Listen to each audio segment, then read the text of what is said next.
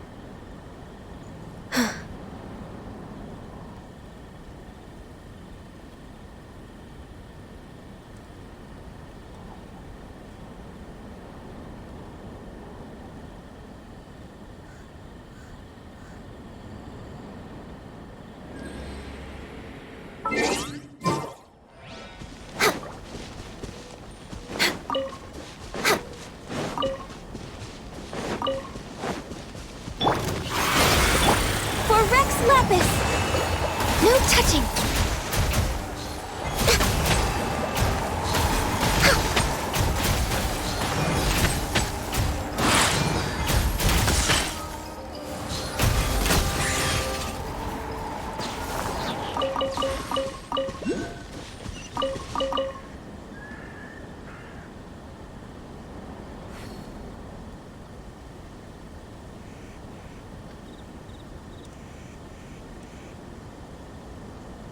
It's so nice to de-stress.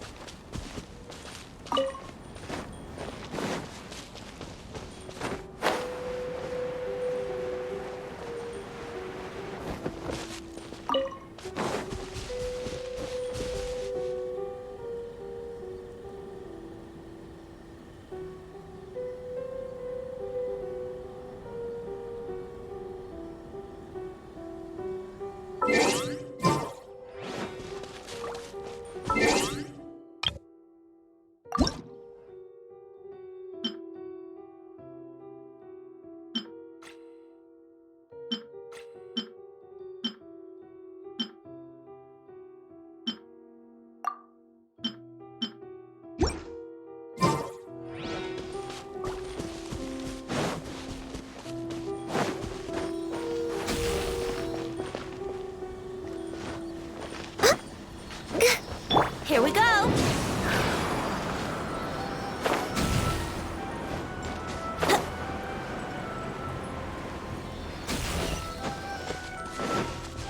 Wouldn't gliding be faster? Yahoo!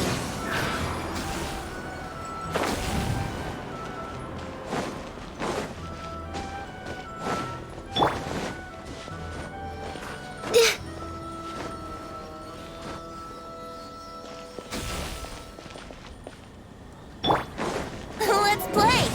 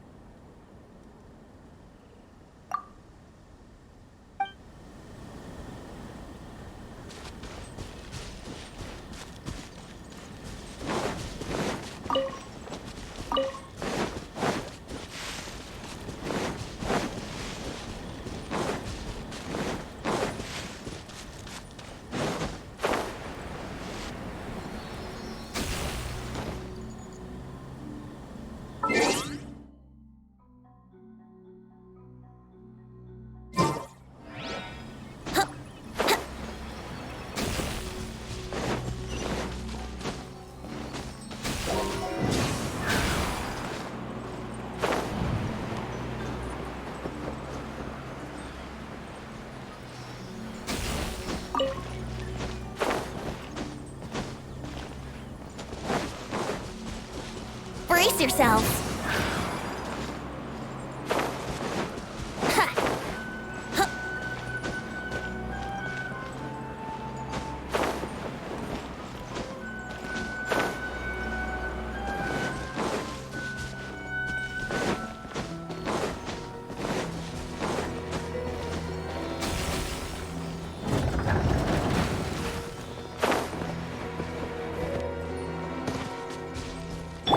Rest and rebuild!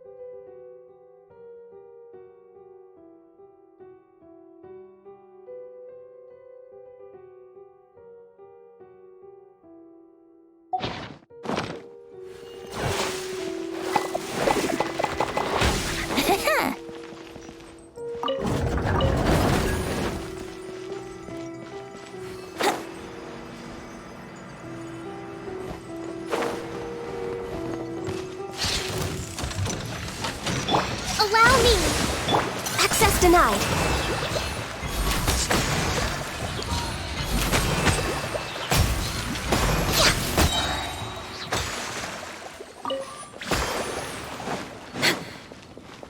Next on the agenda...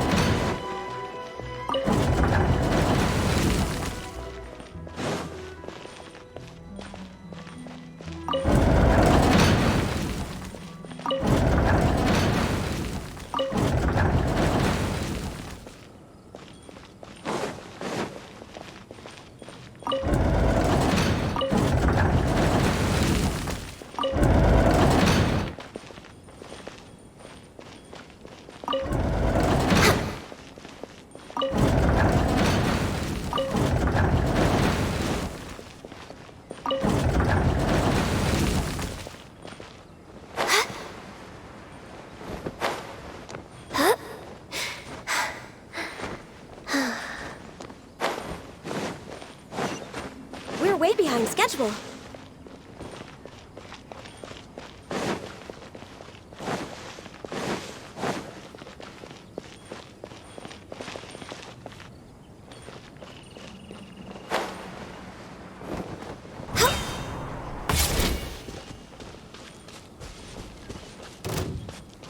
Rest and rebuild!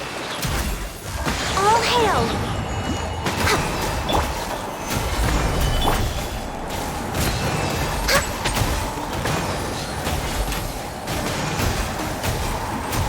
Cut down. Like this. Next on the agenda.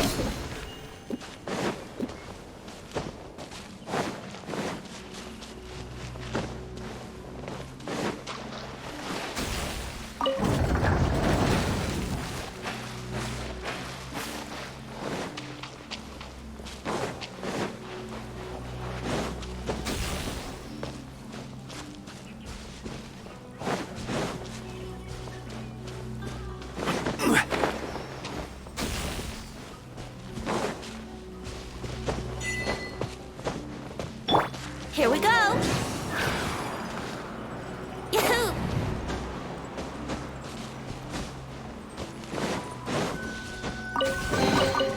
Thank Barbados! Wait a minute.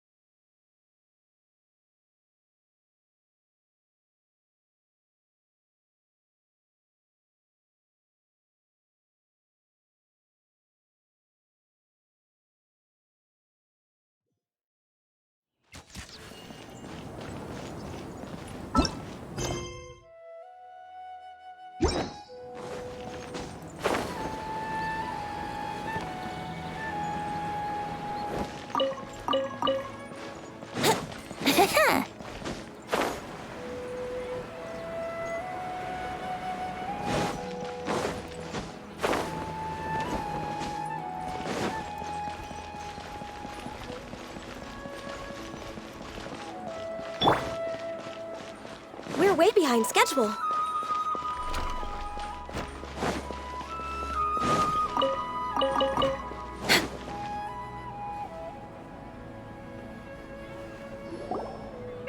Paimon's trying to remember. What else did we put on our shopping list?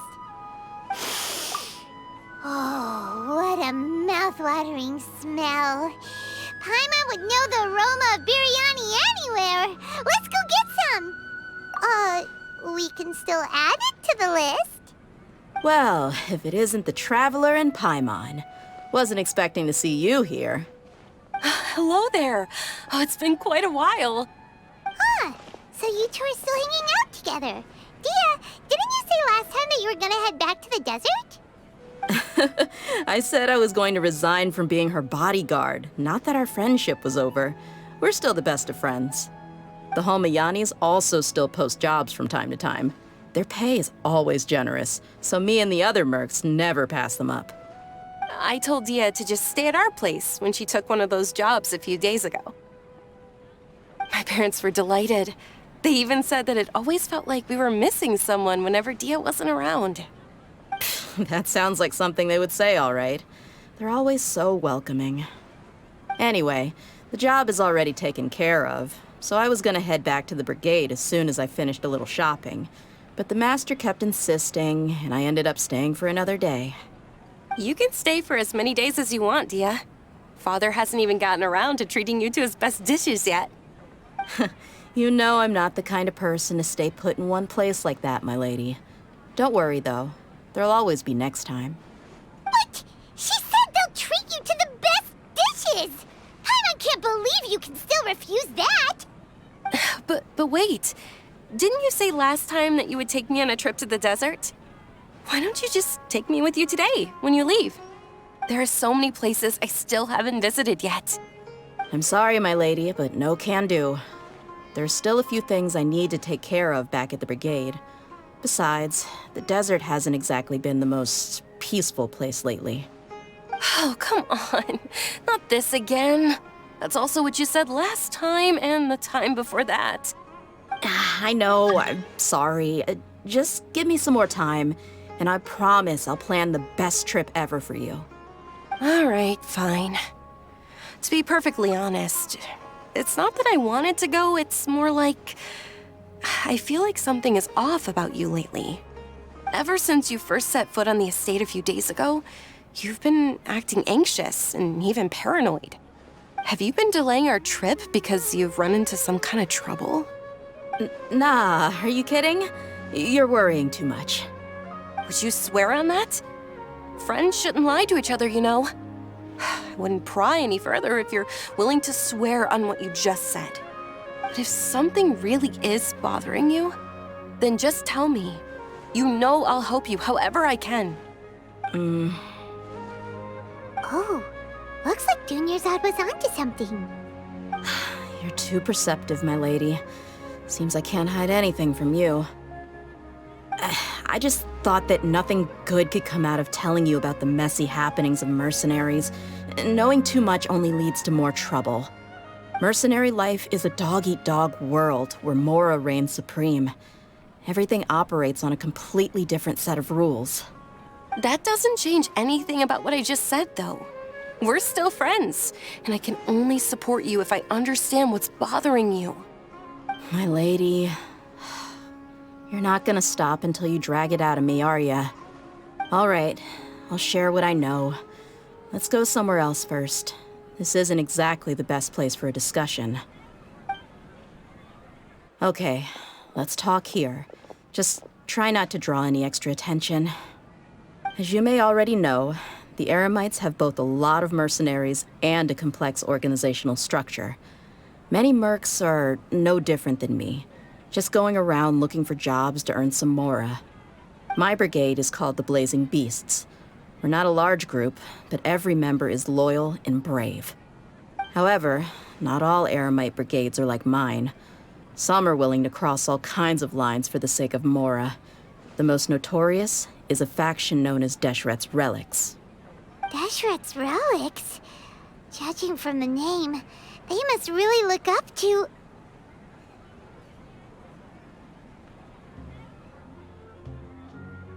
Yep, you got it. I've heard that you've already crossed paths with Ain al-Akmar. They're one of the groups under the Relic's banner. Oh, you mean the group that tried to sell us the Divine Knowledge Capsule? Yeah, they weren't friendly at all. Deshret's Relics is composed of many smaller brigades like Ain al-Akmar. The Relic's headquarters issues orders to all brigades under his control. On any other day, I would want nothing to do with them. Unfortunately, though, the brigade that's stirring up trouble now is none other than Dakan al-Akmar. Dakan? I think it means beard or something. Believe me, it's a really stupid name. I found it insufferable for years. Anyway, the real issue is that Dakan al-Akmar is led by my father, Kusela.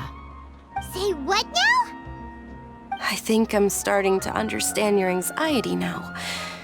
But what did they do? I won't go into details, my lady, but they've been involved in a lot of violent incidents. We're talking hundreds. Hundreds? Yep. The scenes tend to be quite gruesome, too. They strip the victims of all their valuables before murdering them. Not only had they targeted merchant caravans and ordinary citizens, but other mercenary brigades as well. That's beyond terrible. They won't even spare their own kind. I don't know how Deshret's relic sees it. All I do know is that Dakan al-Akmar has become more and more aggressive over the last few years. If I don't do something about them, then even my brigade or the people of Aru village could become their next target. I just wish I knew what's driven him to do this. Yeah. How can your father do such terrible things? I don't know. People change. He's always been pretty pathetic. But at least in the past, there were still a few lines that he wouldn't cross. That's setting the bar pretty low. I mean, if he was even remotely decent, then why would I have to leave the brigade and cut all ties with him? He was loud and foolish, with no real sense of purpose. Instead of doing anything useful, he spent most of his time drinking and chasing after women. Of course, the other brigade members were just like him. Their ruckus would go on night after night. Sounds like a nightmare. What about your mother? Did she ever step in to stop them? Unfortunately, I never knew my mother. I'm sorry, Dia. I didn't know. It's all right, my lady. That's pretty common in mercenary circles. Didn't I mention that my father was chasing after women? I was the result of one of those encounters with some random person. He told me that he wasn't sure who my mother was. And in any case, she never came to see me. He'd say, "You'll be fine as long as you remember to stick with Dad." But even then, he left most of the parenting to the brigade. The one thing I do remember is that he used to tell me stories. But the problem was that he had terrible taste. He only knew a few stories, and even those tended to be pretty stale. They were tales of desert warriors defeating dragons in the forest, or stories of mercenaries rescuing princesses from rebel armies. Sounds like your typical fairy tales. More or less, yeah. They were interesting maybe the first or second time around, but after about 20 repeats, they started to get a little dull. He seemed to think those stories were the best things ever, though. He was so into them that he'd call the whole brigade over and make them perform the whole thing as a play. Even the toys he gave me would all be story props. I'd get helmets, shields, and toy swords. It was only much later when I realized that the shows were more for him than they ever were for me. What an interesting guy. Yeah, I've always found him pretty childish, but that was something I could just shrug off. I had no reason to despise him. Until I grew up and learned the true face of Deshret's relics for myself. Looting, blackmail, violence, and fraud. They not only accepted such heinous acts, they would even openly boast about them. No one in the brigade was any kind of hero. Instead, my father and his cronies were more like the bad guys that needed to be taken down. Did they really think that as long as they didn't do any of that stuff right in front of me, I would never know? I think I can understand your feelings. The difference between perception and reality must have hit hard. Yeah, but don't worry, my lady. It's all water under the bridge to me now. I had a huge argument with my father and left that place behind for good. I'm not investigating them due to any bitter feelings I still have towards my father. I just want to protect those that are close to me. Yeah, I told the boys to gather as much information as they could. Most of the reports concern violent incidents, but there's also some talk of smuggling. I see. But isn't this investigation incredibly dangerous? It is, but every mercenary lives life on the edge. It's a lifestyle that I enjoy. That may be true, but it'll be impossible for those who care about you not to worry. Well, now you get why I didn't want to share any of this with you. What should we do? They both have valid concerns. Huh? But there's no need for you to get caught up in this mess, too. Well, he's super tough, so if he went into the desert with you, then Paimon bets the problem would be solved in no time. I'm inclined to agree. I'd feel a lot more at ease if you took him along to help. I'll wait for news from you in the city until then. Please, stay safe. I'm honored that you care so much for me, my lady. All right, then let's get moving.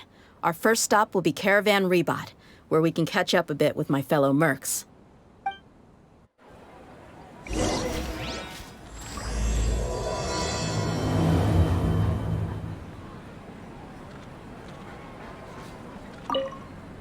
Please be careful.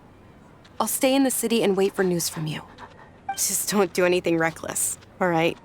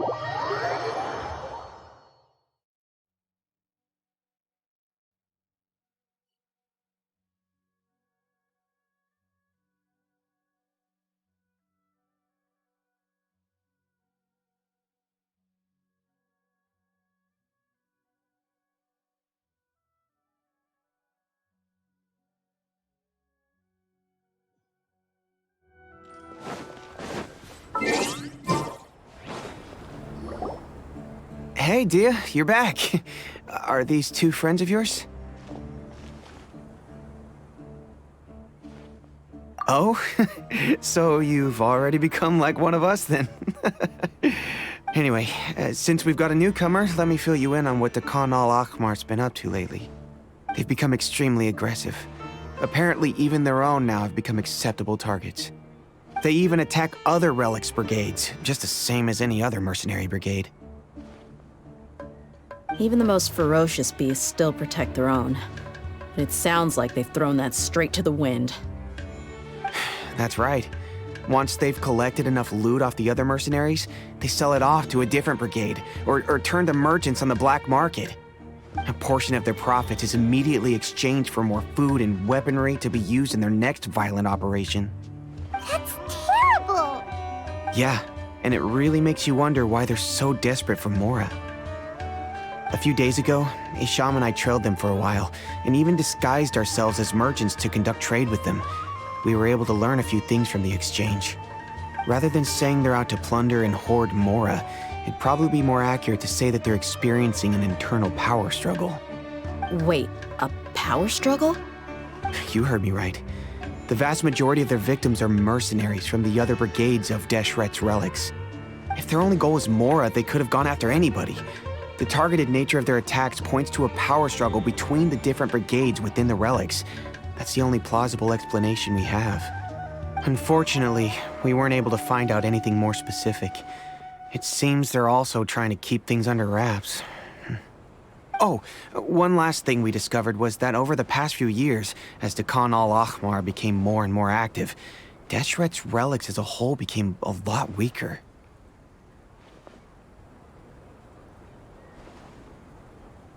It sounds mighty strange to me, too. Harun, you can leave the rest of the investigation to us. Gotta say, though, I didn't expect you to go on a whole undercover mission during the few days I was gone. Sounds like you were really putting your necks on the line, no? Nah, it was nothing. We're just as concerned about the situation as you are. The Khan al-Ahmar is your father's crew, after all. What he said. Besides, Dia, haven't you done more dangerous things than all of us combined? What we did is nothing compared to your experiences. Yeah. And while they went to talk with Khan al-Ahmar, I took a look at the last camp they attacked.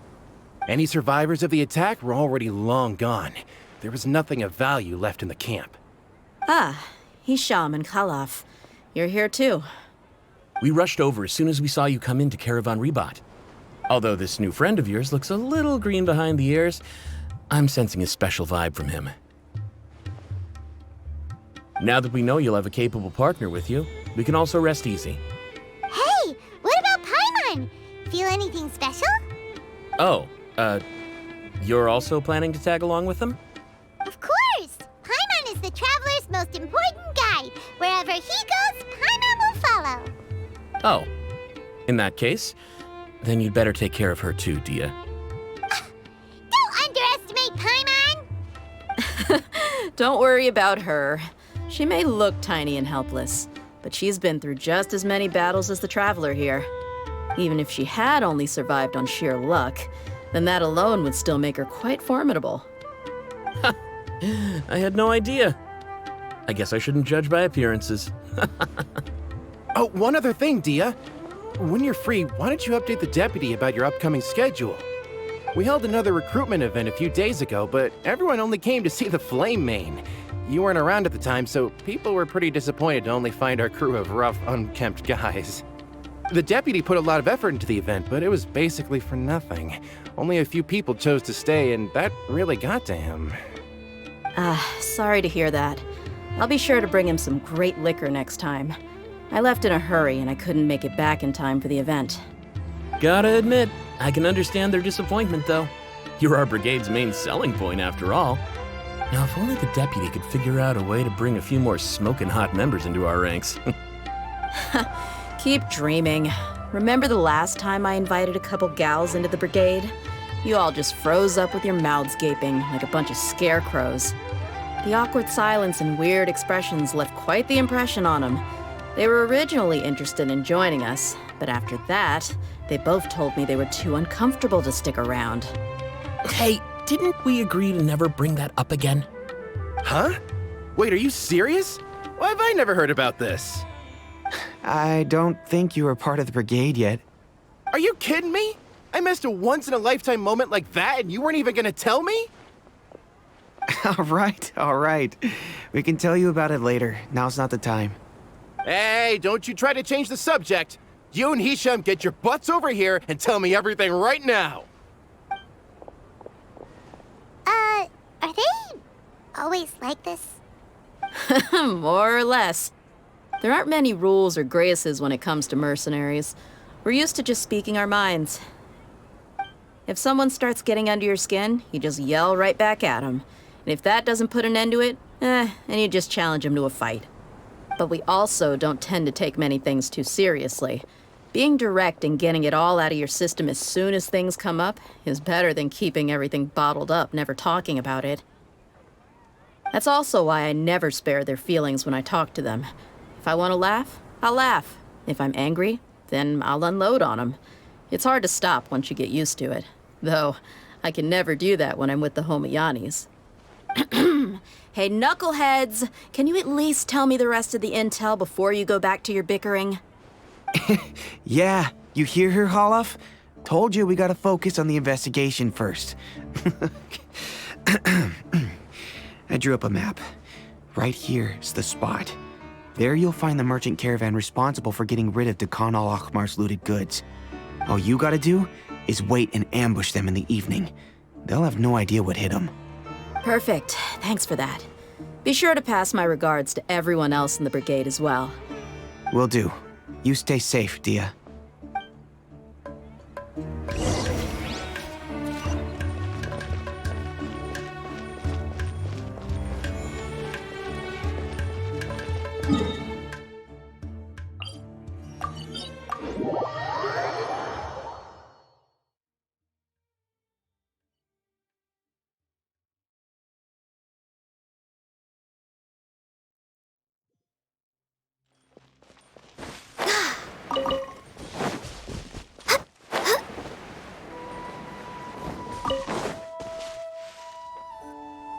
This should be the place. Let's find a spot to hide and bide our time. It's gonna come down to a fight one way or another, so let's all be careful. No need to worry. He knows his way around a fight. I'm not worried about that. What I meant is that we probably shouldn't go too hard on the enemy. After all, we still need to get information out of them.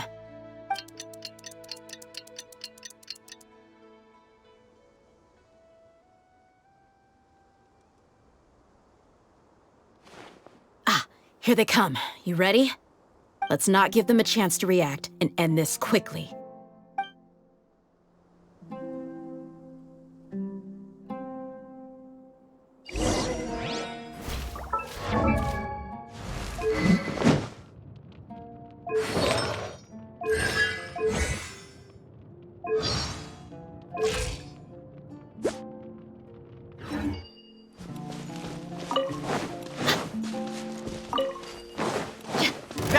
enough. Let's get it on! Lucky today. Oh, take that! I will have order.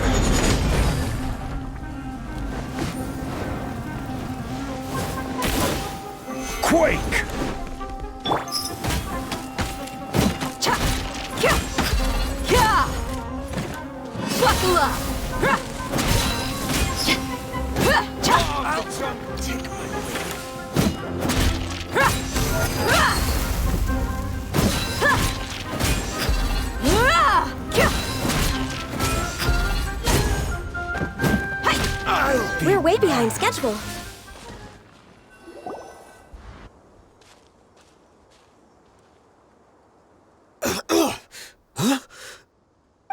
You're the Flame Mane. Good. That saves me an introduction. All right, time for a little talk. Are you buddies with Dakana Lakmar now? Tell me, what are they after? You know the code of being a mercenary just like everyone else. The first rule is to never divulge key information about our employer. What makes you think I'd talk? That might have worked on an amateur, but I know you're just looking to protect your reputation. Think about it, though. What's your reputation worth if you won't have the other tools you need to succeed in this line of work? Tools like, I don't know, your limbs or eyes? You've got 5 seconds. You might want to think twice about how much your employer's information is worth to you. Whoa! I'm not joking around. We can do this the easy way or the painful way. 2 seconds! I'll save you the trouble.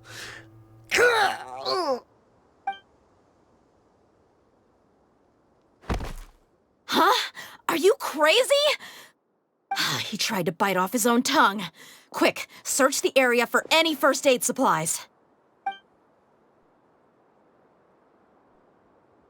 I definitely didn't expect him to go that far. Thankfully, the wound wasn't too deep, and he just passed out from the pain. But why would he be so extreme? I just wanted to test his mettle. You can get a lot of mercenaries to talk just by threatening them. I didn't expect him to be willing to go through so much pain just to deny us some intel. Well, he's out cold for now. We could wait for him to wake up, but maybe it's not a good idea to interrogate him any further. What should we do? Yeah, don't worry about it. It'll be a waste of time to interrogate him again after that. He might just hurt himself again if we start asking. There are lots of goods around here. Let's search the area. Maybe we'll be able to find something.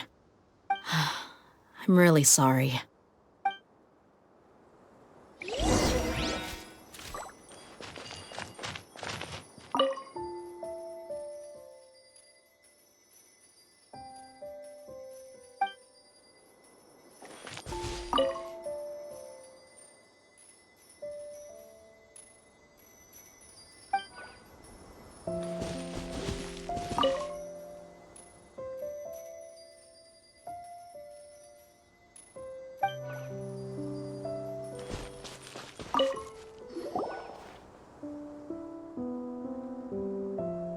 We found a piece of paper with a bunch of names on it. Maybe it's a record of something. Let me take a look. If this really is a merchant caravan, they should have a record of their transactions. Yep. I see an entry for Dakana Lakmar right here. Kusela, Idrisi, Bashar, and Takriti.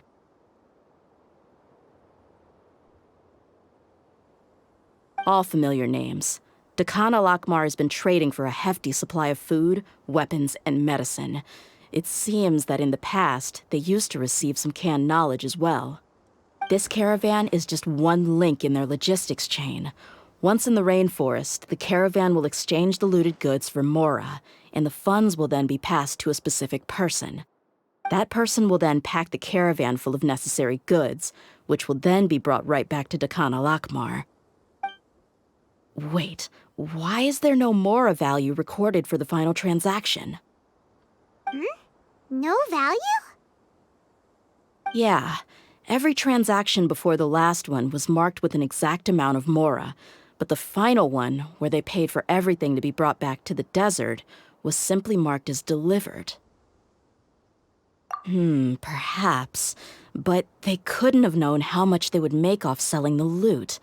Do they not care about profit margins at all? Anyway, the next part's the records of the goods themselves. There are a lot of entries. Everything was probably sourced from the rainforest. Huh? What's wrong?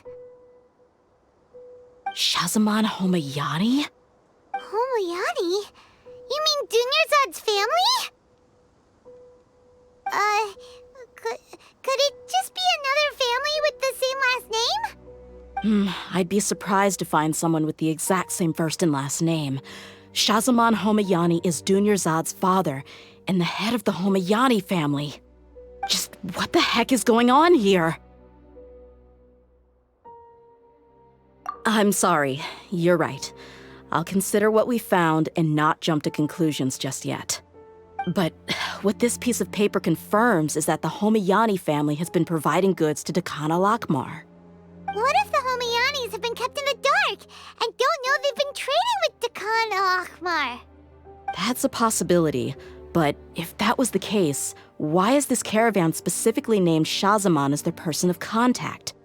They could have just as easily bought goods such as food and medicine directly from Caravan Ribat or Port Ormos.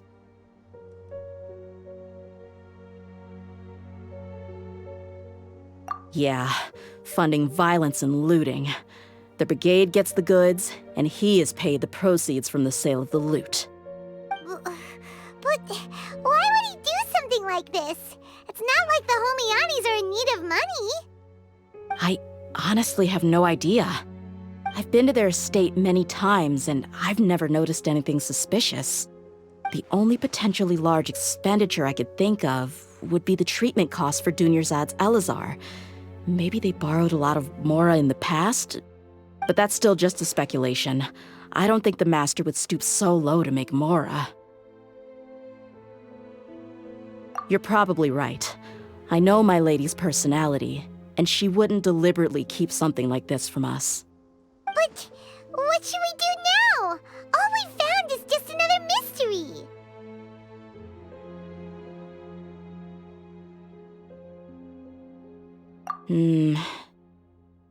If you ask me, we already have no choice but to confront her about this. I'm not worried. It's too early to make a verdict yet. I still have faith in the Homayanis. Let's go find my lady again. We'll tell her everything and see if she's willing to lend us her support.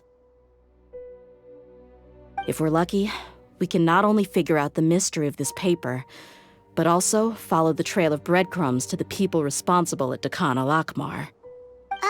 Dia, are you sure this is the best decision? What if instead of getting the help we need, we just end up revealing everything we've discovered to the enemy? I've considered that possibility, but even still, I want to tell her what we found. I think I owe her that much. True friendship is built on trust. She showed genuine concern for me when we first brought up the topic. I can't repay her kindness with doubt and suspicion. That's not how I deal with people. You're right. Paimon wants to trust Dunyarzad too. Yeah. Let's pay another visit to Sumeru City.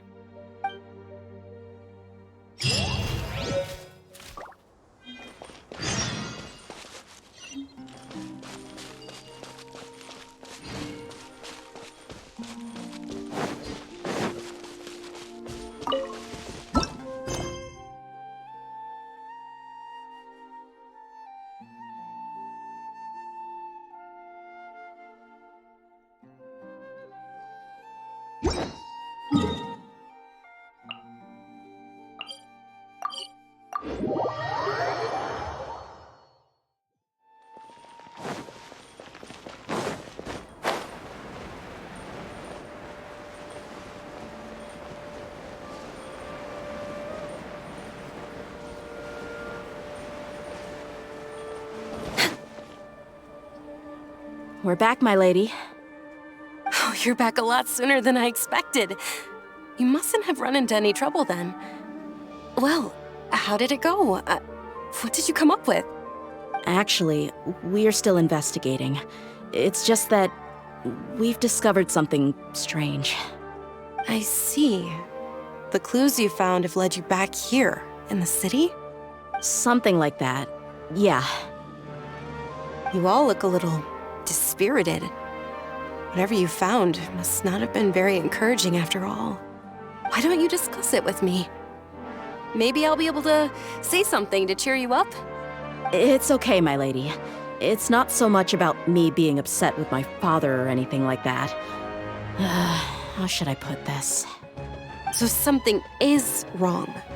Even the Traveler and Paimon have been uncharacteristically quiet. On any other day, Paimon would have already waved to me with a smile and shouted, "Dunyarzad, we're back!" So tell me, what happened? Well? My lady, please prepare yourself for what we're going to tell you next. It concerns the Master. The Master? You mean my father? Okay, I understand. Don't worry about me. I'll listen as attentively as I can. My father has been supplying goods to Dakan al-Akmar? Yeah, it makes as little sense to us as it does to you. I've never doubted the Master's integrity, so I'm having a real hard time rationalizing how he could ever support an infamous brigade like them. Maybe he's not actually aware of the full story and just stumbled into the deal by accident. I can't help but agree with the Traveler. Huh? You mean you feel the same way, Dunyarzad? Thank you for sharing all this information with me. Since you've told me everything you know, I should also tell you about some doubts that I've been harboring for quite a while. In the past, I thought that my father hired a bodyguard for me so that I wouldn't run away and get lost. However, there are plenty of capable mercenaries in the Corps of 30. Why did my father go out of his way to hire Dia? About that. Well, the Homayanis really needed bodyguards, so they reached out to the Blazing Beasts. Later, the Master told me that I was one of the best mercenaries he'd ever seen, and that I should stick around to become one of his bodyguards. He offered me a pile of mora, so I just signed on. Well, but that didn't really answer my question. Just think about it. Why did my father specifically reach out to the Blazing Beasts? Maybe the Corps of 30 just didn't have anyone available, or maybe someone recommended us. I've never given it too much thought. I think I get what you're saying. You think none of this was a coincidence. Precisely. At first glance, nothing seems strange or out of place. But there are many parts of the story that don't actually make any sense. If my father had always been in contact with Dakan al-Akmar, then it would make sense for him to bring Dia into our house. You mean the goal all along was to get Dia to be your bodyguard? No, that's too much of a stretch. I cut all ties with my father a long time ago. He has no control over my life anymore. But that still doesn't rule out the possibility that your father has still been trying to influence your life without you knowing. So, the Master was not likely an innocent victim in all of this? Sorry we put all this on you so suddenly, Dunyarzad. It's okay, Paimon. I should actually be thanking you. Regardless of his reasons, if my father has truly been funding a violent group of mercenaries, then it's my duty to bring him back to reason. But is that really the right thing to do? My father has committed many atrocities and deserves all the punishment that he has coming to him. I have zero sympathy for him. You may call me an ungrateful child, but my feelings will remain the same. However, the Homayani family has treated me with nothing but generosity and kindness. If we decide to investigate this further, we could end up implicating the entire Homayani family. I would be biting the hand that's fed me over all these years. Dia. It's all right, Dia. If anyone were to ask, you could always just say that I'm the one who instructed you to get to the bottom of this. You don't have to do that, my lady. I'm not conflicted because I'm afraid of taking responsibility. Besides, you're the one we should all be worried about right now.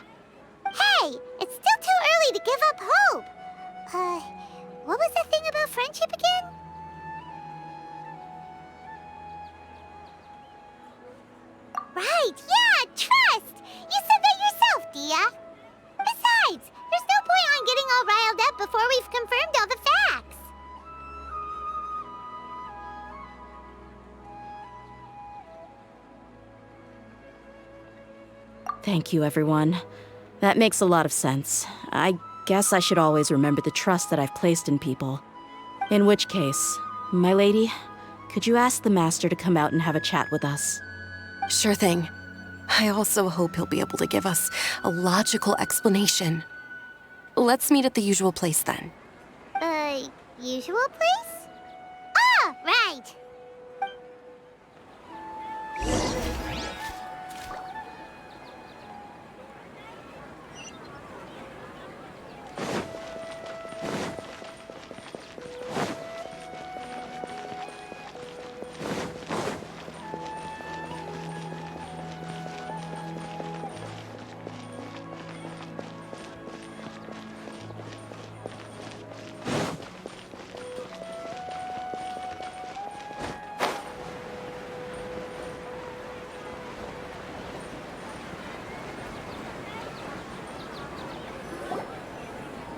Thank you for coming, sir. Please allow me to introduce these two. This is the Traveler, and next to him is his travel companion, Paimon. Yes, my daughter has mentioned them from time to time. It's a privilege to finally meet them in person. But we may skip all the pleasantries for now. What is the important matter you wish to discuss with me today? Well, we wanted to bring this transaction record to your attention. There's something on this record that we're all pretty curious about. So, that's what you found? Huh. Seems like I can't keep everything from you much longer. If you wouldn't mind, we'd like an explanation. Well, it's a long and difficult story. And to be perfectly honest, I'm not sure if I'm doing the right thing. What I do know, though, Dia, is that the truth will bring you no solace. If anything, it will likely cause you a great amount of anguish.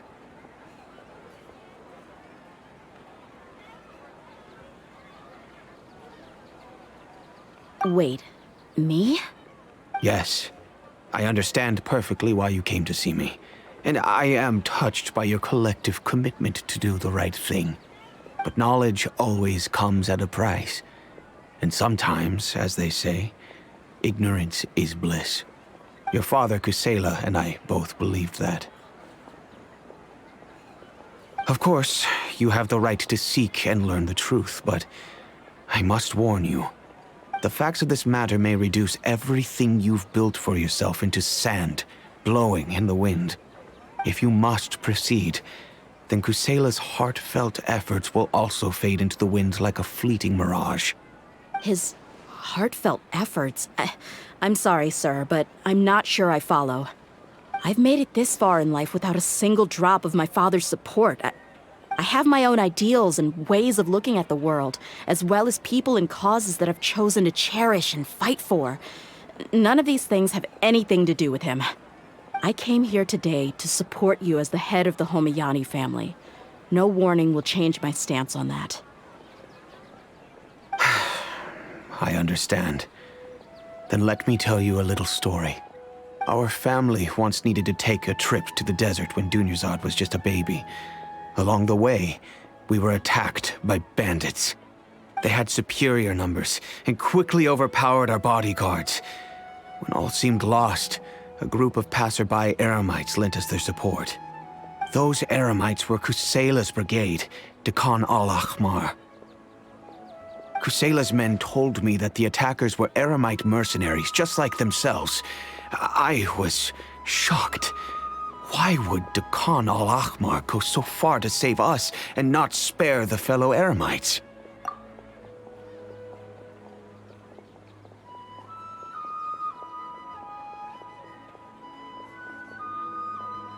Kusela was grinning and walked over to play with baby Dunyarzad. She was startled by his unfamiliar face and nearly started crying. Really? I never knew. He said that he had no particular reason to help us. He just took pity on us because he had a daughter about the same age. We started talking about our children, and I sensed that he was a devoted father. To repay his kindness, I hired his brigade to help out at our estate for a time and offered everyone generous remuneration. So, that's what happened. It was many years before I saw him again. I almost didn't recognize him the next time he came knocking on my door. The man I knew to be strong and healthy had been reduced to a shell of himself. He couldn't even walk anymore without his cane. So, what happened to him? He was perfectly fine when I left the brigade. I'm not too sure myself. The only thing that didn't change was his cheery disposition. He said there was absolutely nothing to worry about and that he had gotten into a fight. That was all. He then suddenly asked me if Dunyarzad, now that she had grown, would need a bodyguard of her own. At the time, Dunyarzad was going through a particularly severe bout of her Elazar. There was no need for her to have a bodyguard when she could barely leave the house. But he kept coming back to the topic. Come on, it never hurts to be safe. How do you know a bodyguard won't come in handy one day?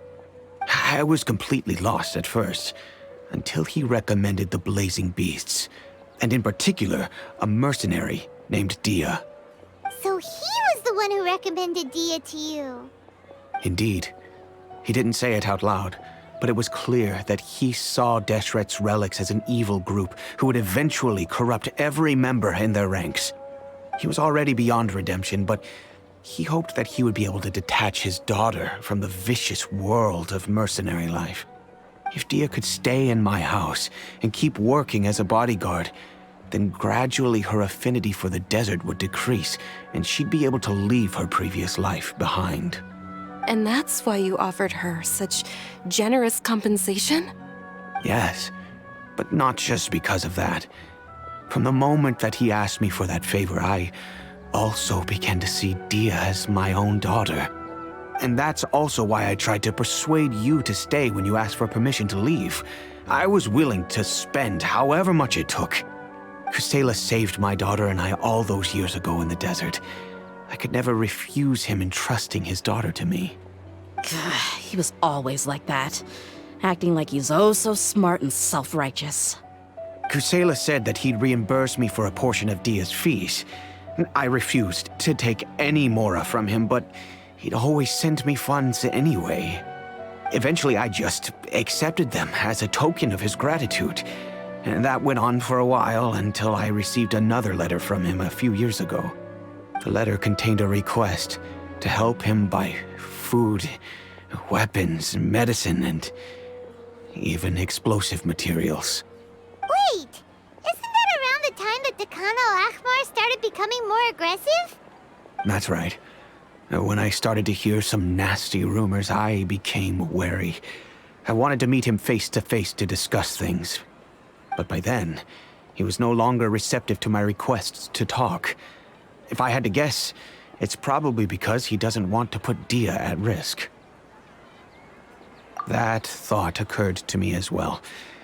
I figured that he probably came to me for help because he had nobody else to turn to. After some deliberation, I decided to send him some food and medicine. I turned down all his requests for explosives and weaponry. I am aware that even such a reduced gesture of support could lead to others coming to harm, but I could not simply reject his plea for help. In the end, it probably was the wrong decision. I plugged my ears to the rumors and just chose a solution that made me feel least guilty about myself. If you can, please tell me where he is now. None of the things he's doing right now make any sense if he's just trying to keep me from getting tangled up in his world. If all he wants to do is steer clear of me, then maybe he shouldn't have brought me into this world in the first place. Oh no. Dia, please don't feel that way. I'm just angry because I can't wrap my head around any of his actions.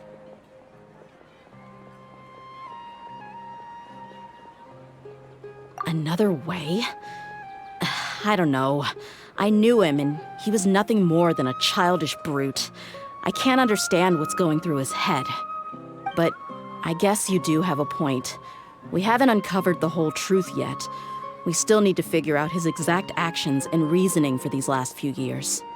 I'll do my best to help. Of course, anything between the two of you would need to be resolved between you and him alone.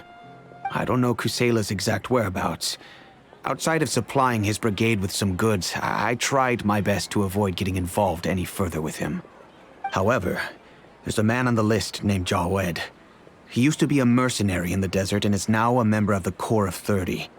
He's responsible for supplying weapons and liaising with the Dakan al-Ahmar's merchant caravan. I think he should know Kusela's whereabouts. I've heard that he likes to have a few drinks alone and enjoy the cool wind at night outside the tavern. Maybe you'll be able to find him there. Understood. Thank you, sir. Then I guess this is bye for now, unless... I'll stay and be with my father here. To be honest, I'm still a little dazed and haven't finished processing everything quite yet. My father has indeed done something wrong, but if I think about it, I'm also not sure if there was a right way to handle this problem. I feel like our only course of action is to turn everything we know over to the Corps of 30 and let them render judgment. Yes. I am prepared to accept whatever verdict they choose. It's time to face my mistakes.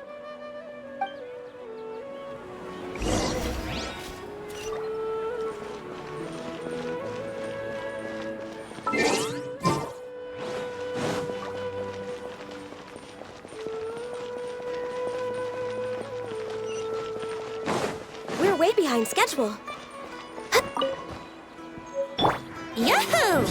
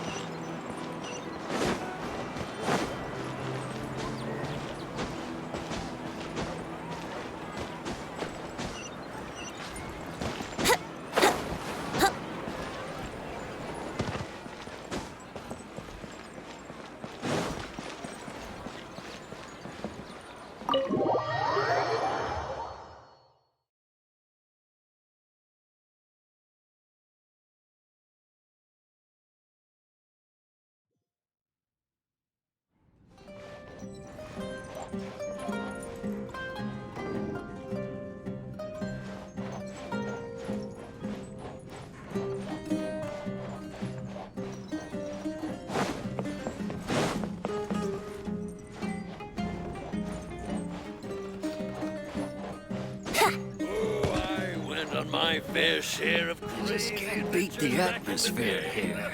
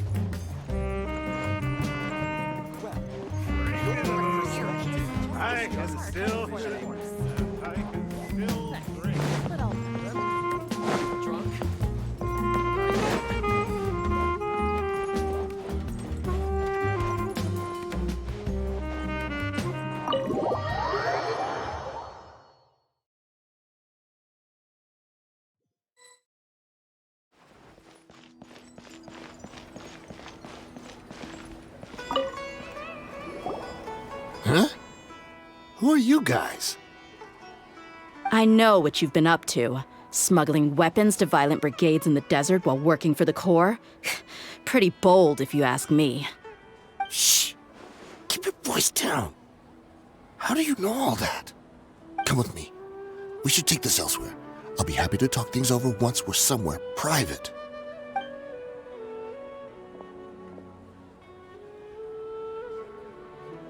This place should do. All right, back to my question. How did you all know about me? Don't worry about that for now.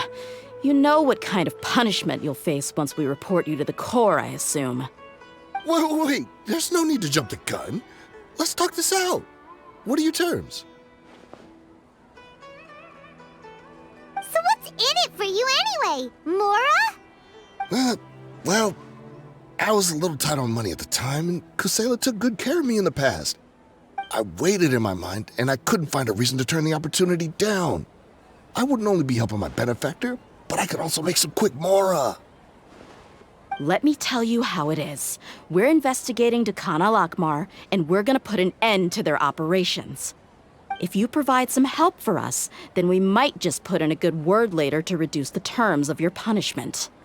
Hey, why don't we discuss this a little first? Listen, I made quite a bit of Mora from my last run. You just give me a number, and I'm sure we can... Shut it. My patience is running out. You should know when a mercenary is after something other than money. All right, sheesh. But you gotta promise you'll put in some nice words for me later. They're always on the move. Here's the spot they were at the last time I made my delivery to the desert. Feel free to go have a look. I'm just telling you, though, it's not on me if they're not there anymore. Sure. And then you can forget about any nice words from us. Hey, come on. Now you're just being unreasonable. Really? And how do I know you're not leading us straight into a trap? Don't forget, you're the one with no bargaining chips.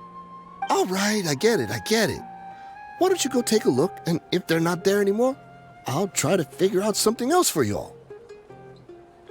Now that's more like it. Let's move. And as for you, try to stick around the city until we get back. You don't want us to call the folks from the Corps and have them drag you back to the city.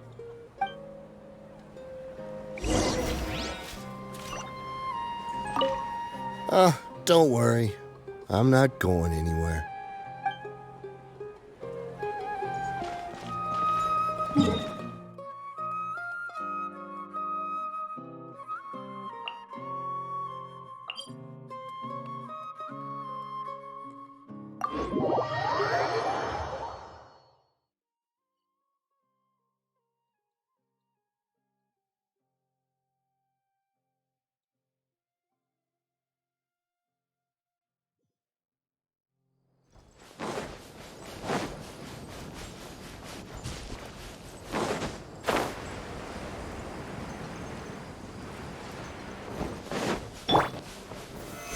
Solidified!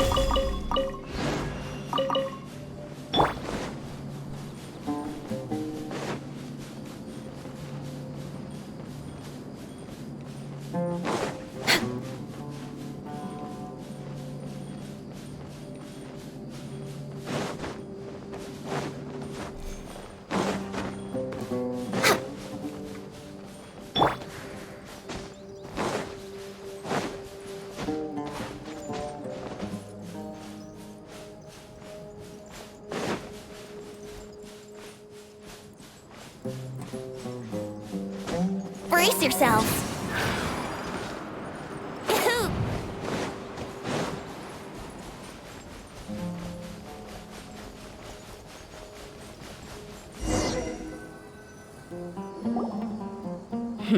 Seems like we're in luck.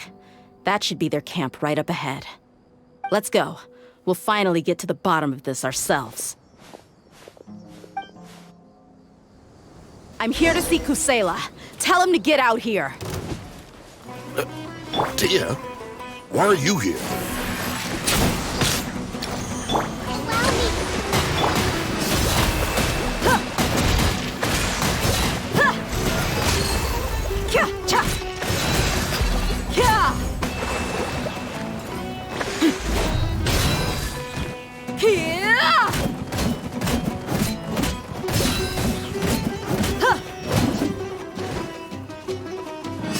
Haven't you all done enough?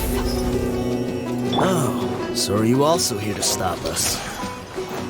Stay out of this. It's got nothing to do with you.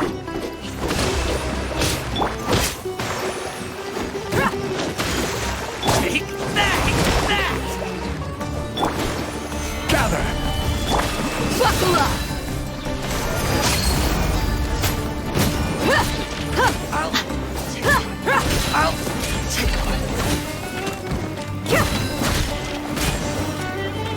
Yahoo! Think you can get away?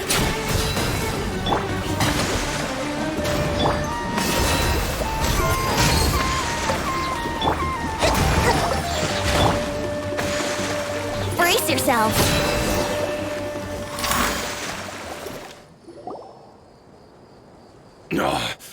She's so strong. Enough fighting. We all know each other, and I don't want to take things too far. Just bring Kusela to me. There's no use hiding him anymore. Did you understand a single word I just said? Or do I need to bash your skull in some more? All right, everyone, let's all just calm down for a second. Dia, the boss can't come out and see you anymore.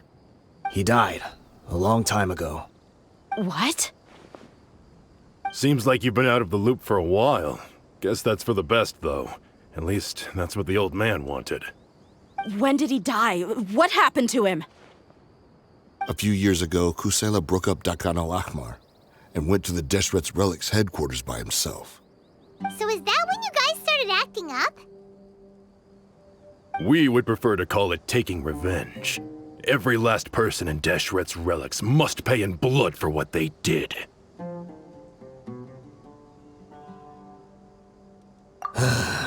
Let me start from the beginning.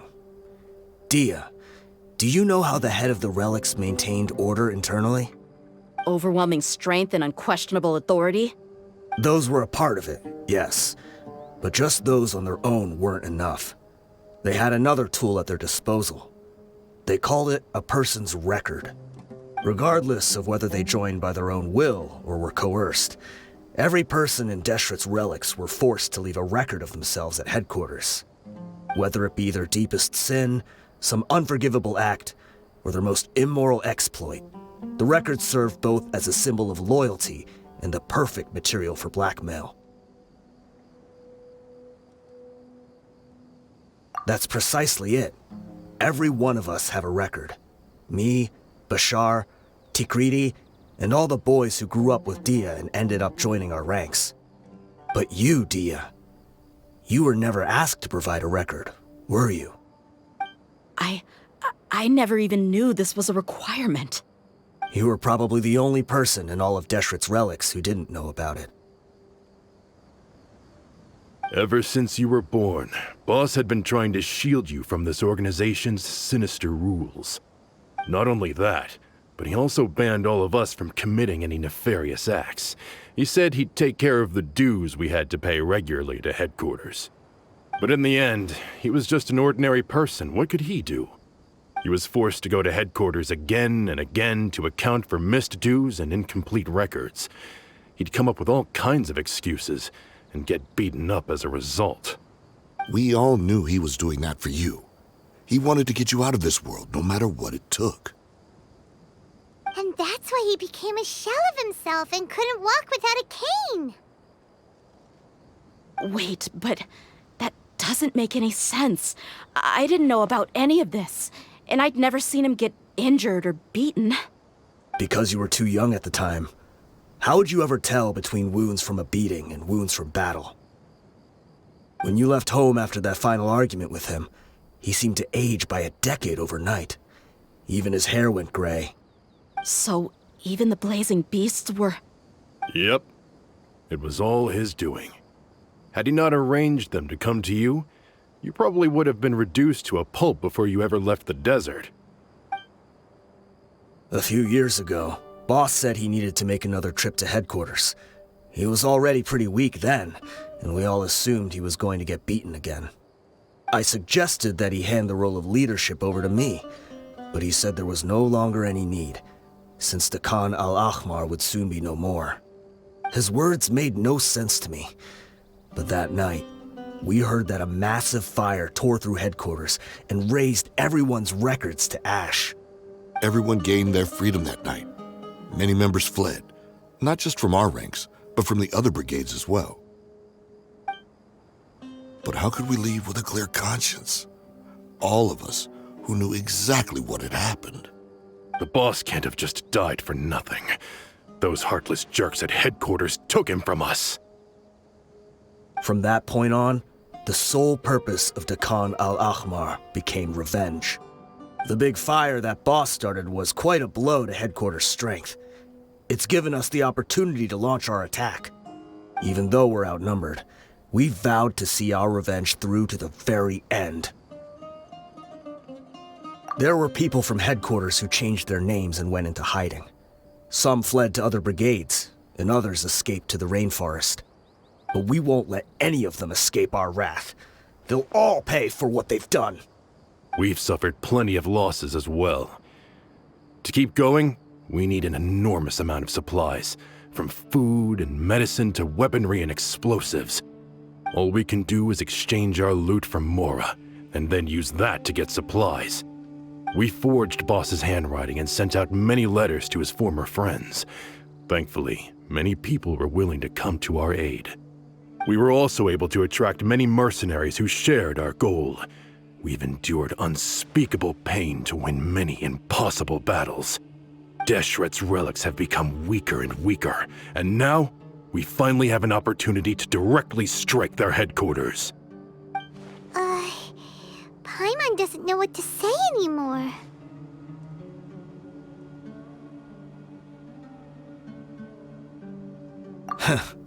We do know right from wrong, but we were sinners from the very beginning. We do not deserve the freedom that the boss won for us with his life. Boss always loved his old-fashioned hero stories. Those tales about sacrificing yourself to save the world. We used to always laugh at him for it. But in the end, he really went and lived those stories out himself. As for me, I never considered myself a hero. We're all the lowest of the low. We have no right to even imagine such an existence. But maybe those hero stories he liked foreshadowed everything that was to come. The spirit of the hero touched all those he had saved, and more people joined his cause. Maybe we were all just acting along with the play in the beginning. But as we acted the parts and recited the lines, we were drawn in. And now, we want to see the story through to the end. I'm sorry, Dia. I know you always found us insufferable ever since you were young. Just think of this as a madman ranting. I'll go with you. Huh? Dia? You wanna go with them? I grew up with these guys, and I know they're not bad people. It's just that some situations get so bad that it's difficult to tell good from evil. All I know is that Deshret's relics must be destroyed. Furthermore, I want to go see the place for myself. I want to know if my father is still there. I know you don't want to get involved in this, so there's no need for you to tag along. I can do this on my own. Yeah, Paimon feels like we'd only regret it if we don't see this through to the end. Thank you. We'll be a lot stronger together with you. I bet Boss would lose his mind if he ever knew you'd join us at the very last moment like this. Considering all the losses and injuries we sustained, we can't afford to turn down someone as powerful as you. He can think whatever he wants. But the fact is, I owe him this much.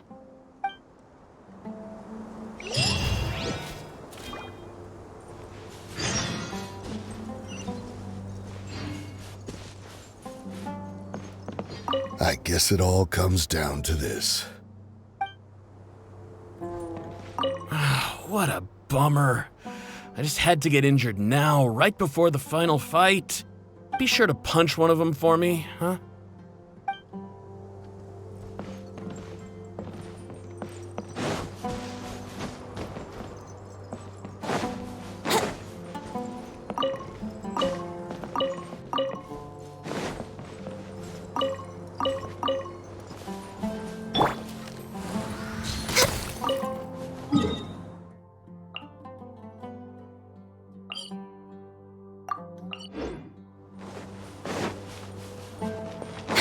We're way behind schedule.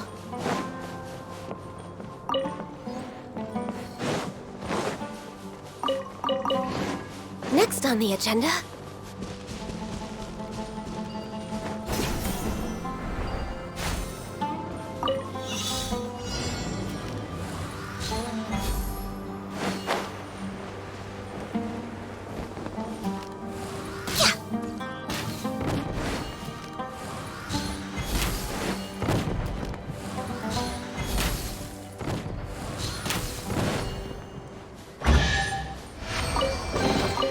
Beautiful treasures are a cause for great happiness.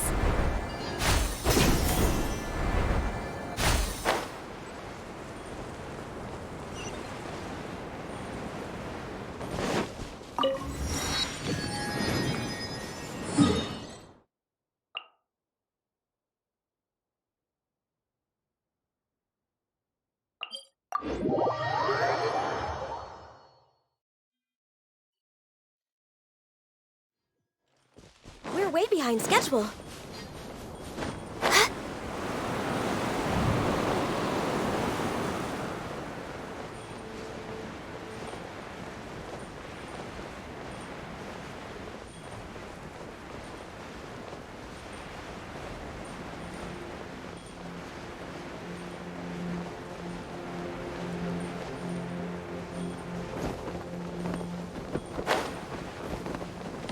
Let's play! Time to go to work. That For Rex Lapis, born of ice and frost.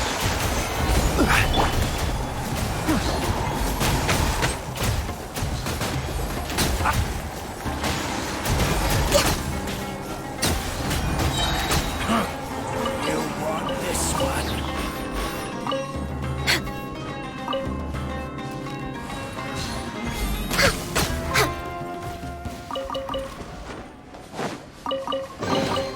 There's nothing wrong with reaping a reward every now and then.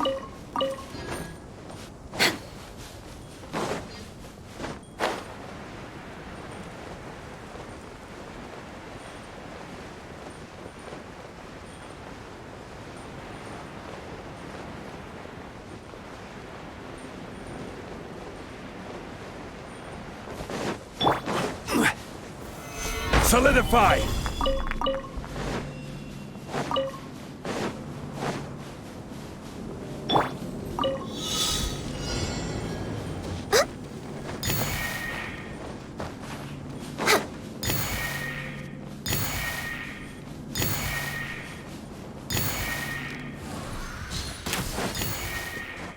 We're way behind schedule.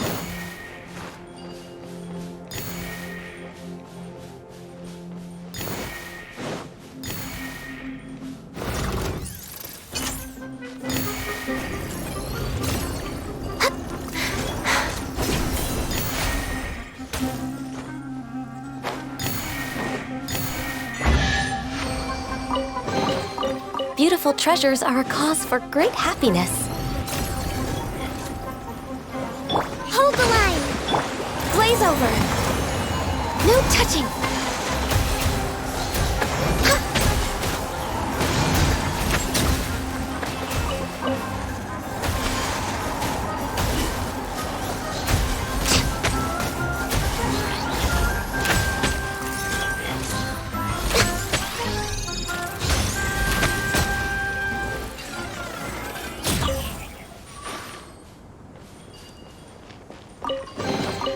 Perhaps whoever left these behind was also fulfilling a contract.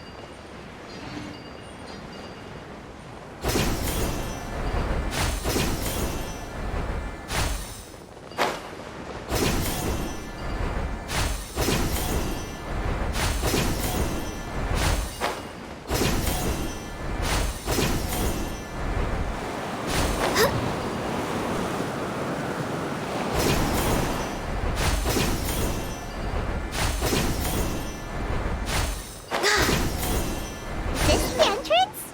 We sure didn't run into much trouble on the way here. Should be. I don't think they have enough manpower left to post guards and defend their perimeters.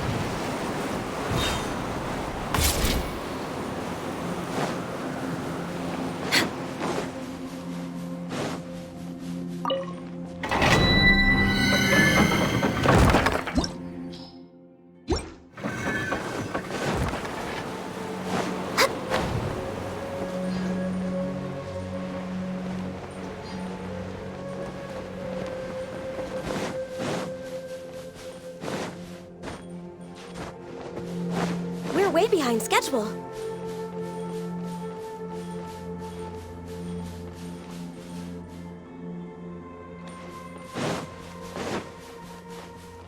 Ha! Hoo! Brace yourselves!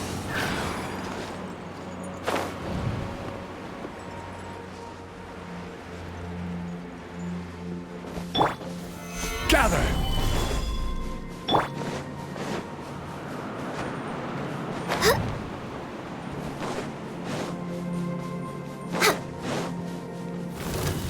Next on the agenda...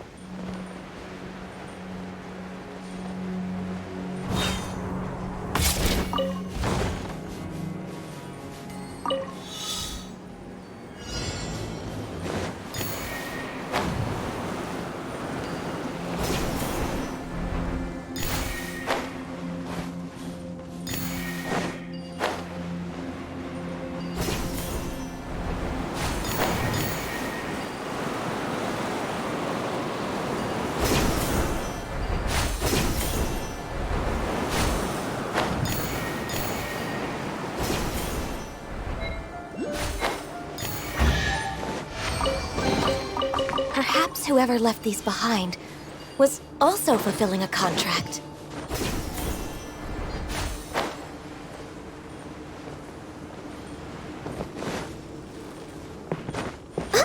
We're way behind schedule.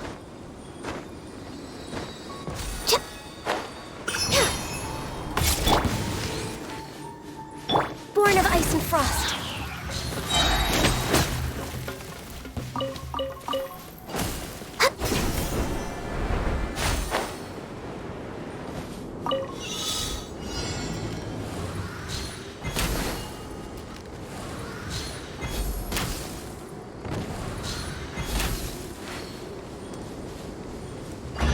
Next on the agenda...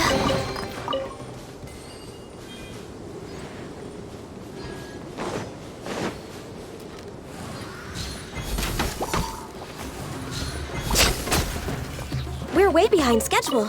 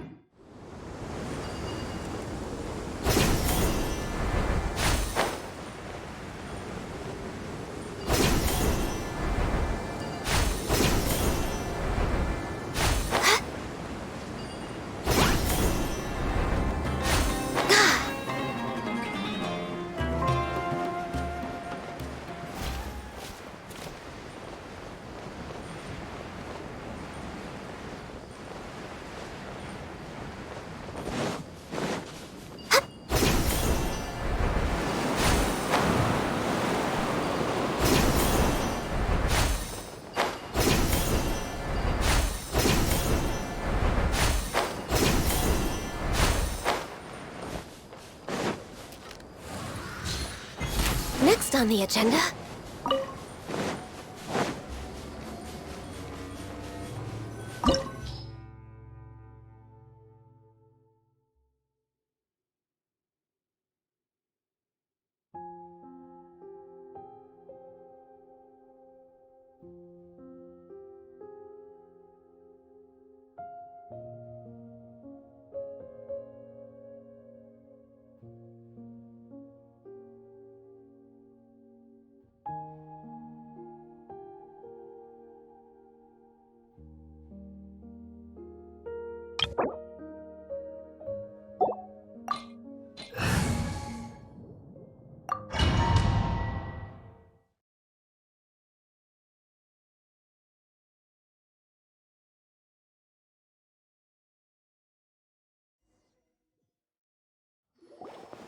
Wow.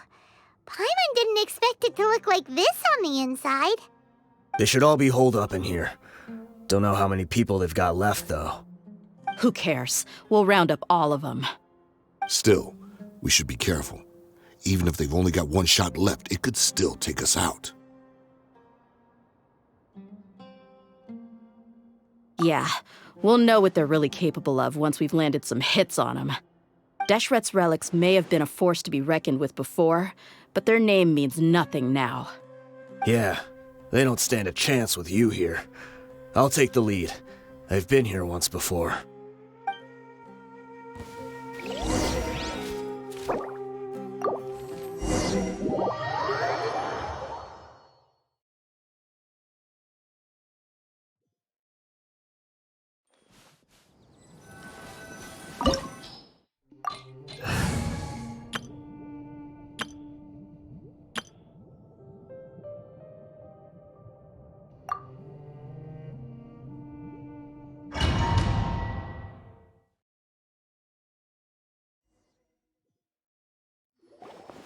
Wow. Paimon didn't expect... They should all be holed... Who cares? Still, we should be careful. Even if they... Yeah, we'll know what Deshret's relics may have been a force to be reckoned with before. Yeah, they don't stand a chance with you here. I'll take the lead. I've been here once before.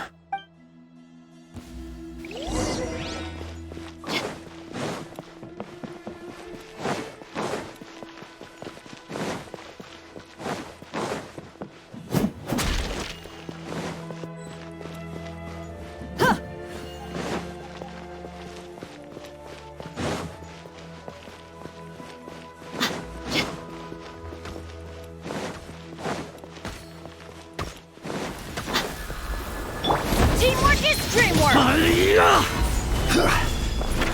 Witness the power of Guhua! Let's get it on!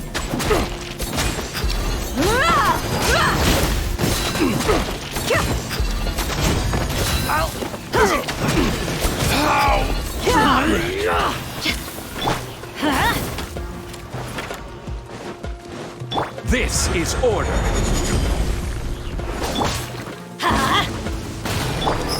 Look alive! Let's light it up!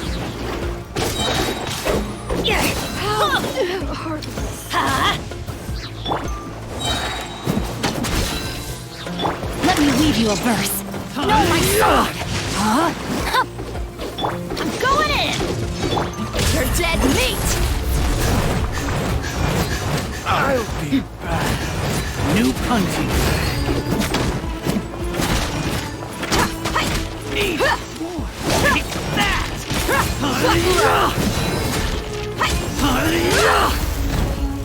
I'll take my... Know my sword!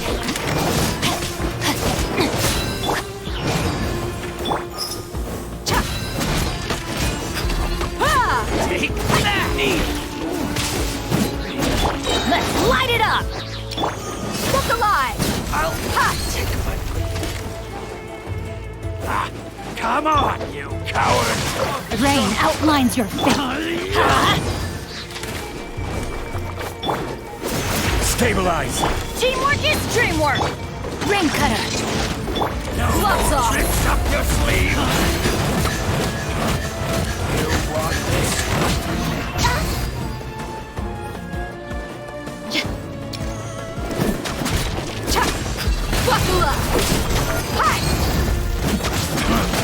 You want this one?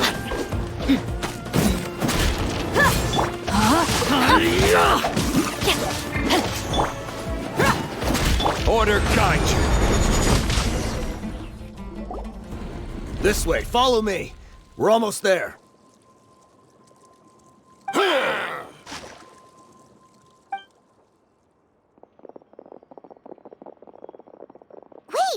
They went charging ahead without checking for any traps! Hey, you guys okay? It seems like we just got trapped in here. Don't think we triggered anything else. Watch out, the enemy's coming from ahead. Well, now that things have come to this, seems we'll have to fight our way through. Don't worry about us. We knew something like this could happen. Go and take a look around. There could still be another way through. Let's go! We can't let the boss down! Let's check if there's another way! The sooner we can make it through to help them, the better. Let's see. I think I see a way through over there, but it's being blocked by something. Let's try our luck with that mechanism. Okay, let's go!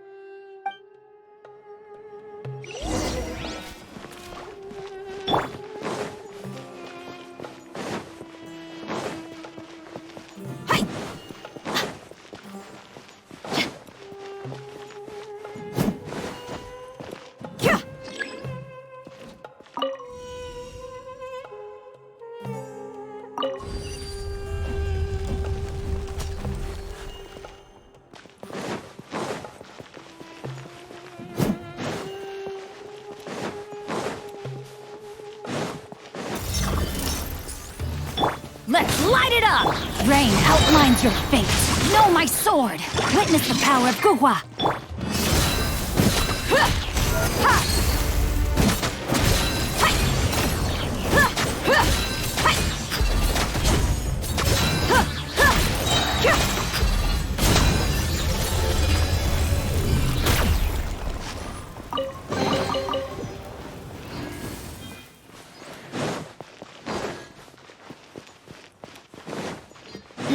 Another mechanism like the one before, but this one's being blocked off in the middle. We just need to adjust it a little.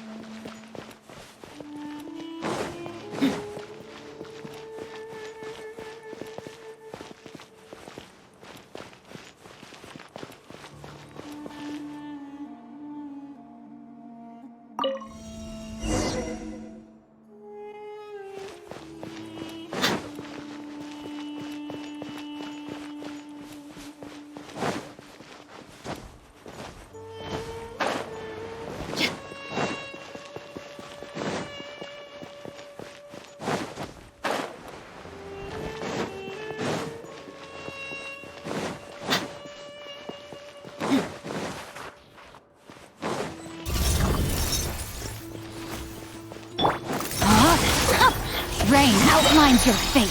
Grain cutter. I'm going in! Gather! You're dead meat!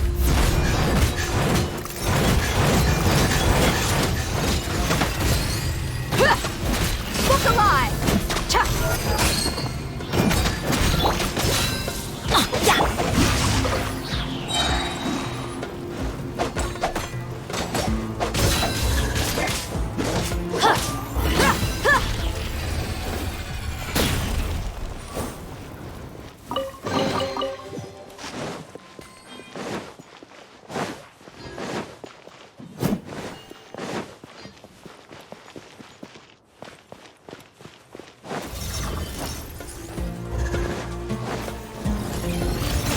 Let me weave you a verse.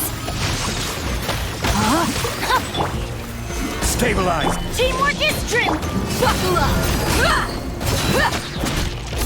You asked for it!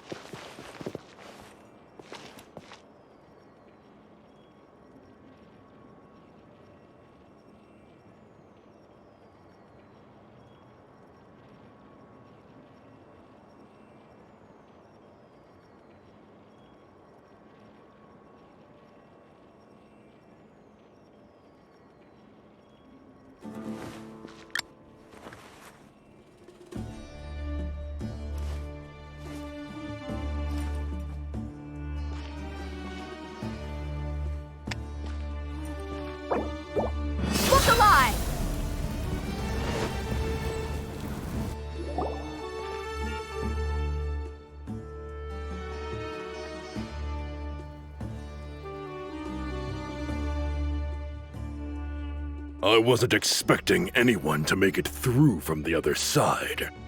But as a desert dweller, I suppose we should be used to our folks defying all expectations. Don't waste your breath. You have nowhere to run. Run? Had I wanted to run, I would have fled 1,000 times already.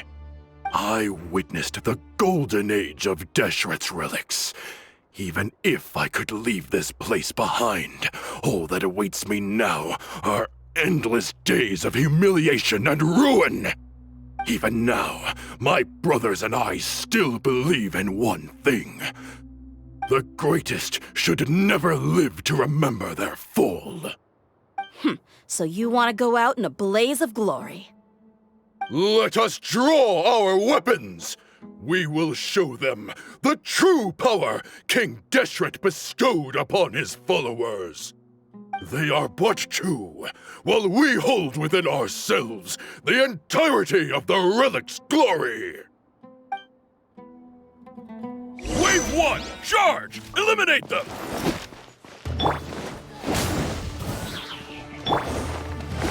This is order. Gather!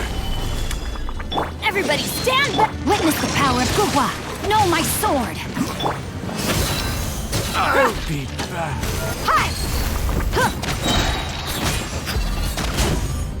I'll be back. Don't think that you won. We're just getting started.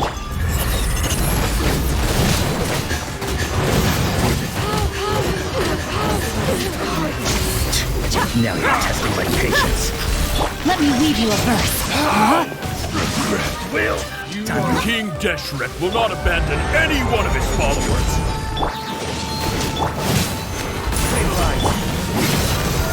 Will need to get You asked for it. I'm getting sick of this game.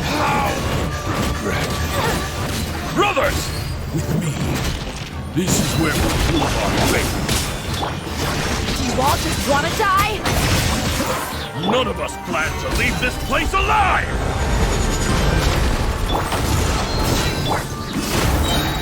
Gloves off! Where do you think you're going? Goodbye. We'll build again. The commander has finally fallen. But they're still coming at us! This place is like a gladiator's ring. They just keep coming no matter how many we beat! Yes, keep fighting! There's no need to fear, and no need to back down! This is our last stand! When the next wave comes, try to draw away their attacks. I'm going to see if I can take out that high platform.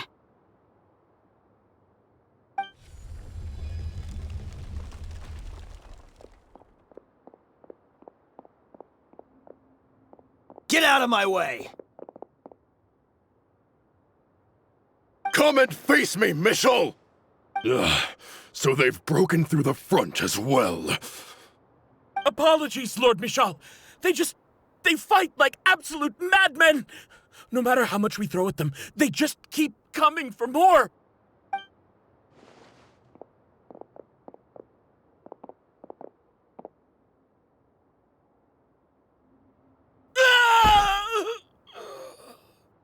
So, it would seem like this is the end.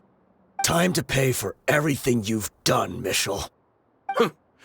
You think I would give you that opportunity? I will be buried in the sand alongside all the rest of our fading glory. Hey, wait!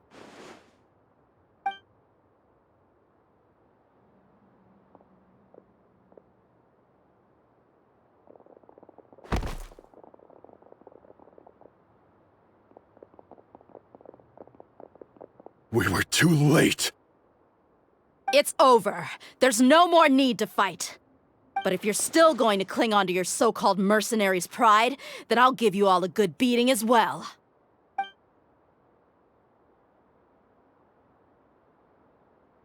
Hey, Dia! I found the mechanism. I'll get you all back up here right away. Let's go.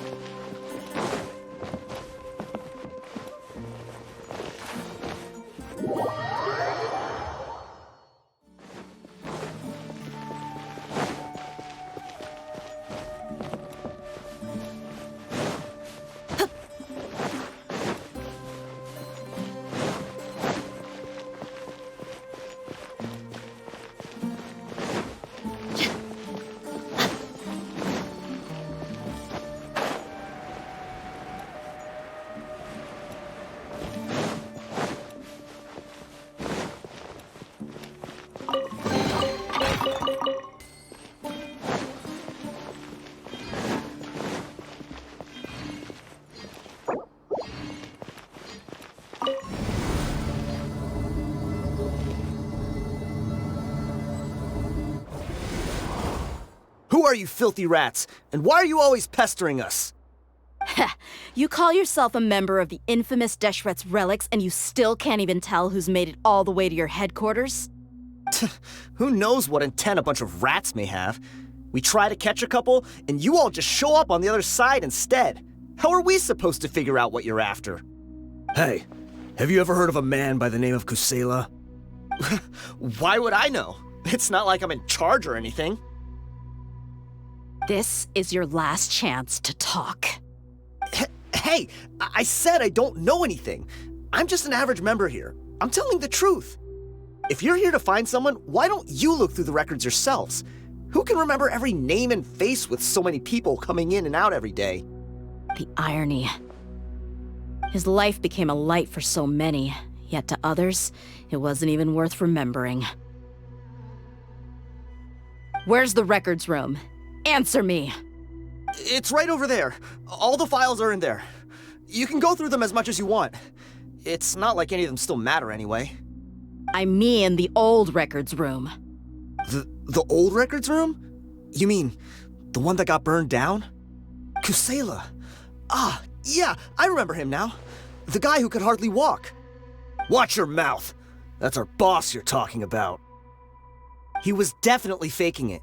We all let our guard down as soon as we saw him come hobbling in. But in the short time it supposedly took him to take a dump, he'd already gotten away and started a fire in the records room. He couldn't have possibly outrun us if he wasn't a fraud. And after that, Deshret's relics fell into complete disarray. Stop wasting our time. Every one of us here is perfectly aware of what he had done. Tell me, where is the old records room? It's just over there. Go see it for yourself if it means that much to you. There's nothing left in there but ashes. No human could ever survive that kind of inferno. Bashar, Tikriti, let's go. We'll leave the others here to guard these guys. Spare them no mercy if they try anything.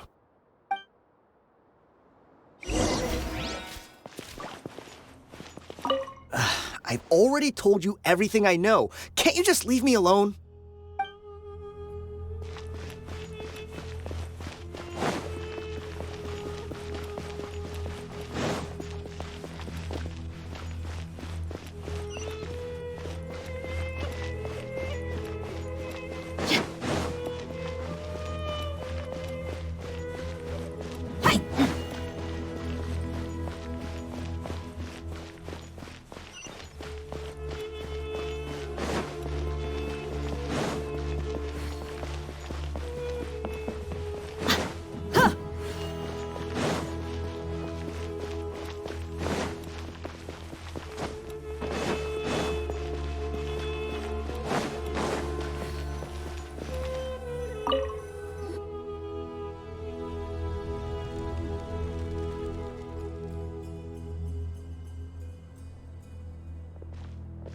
So, this was his final destination.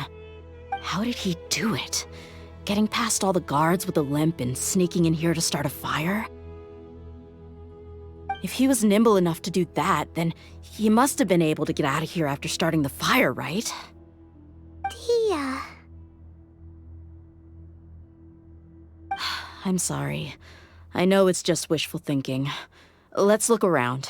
Maybe we can find something that's been left behind.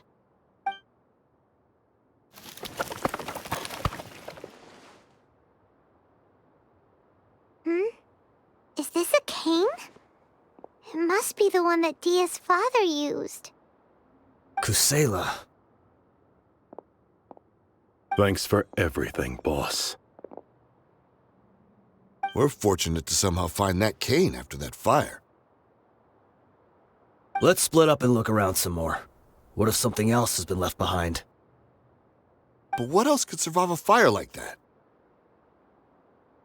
Huh?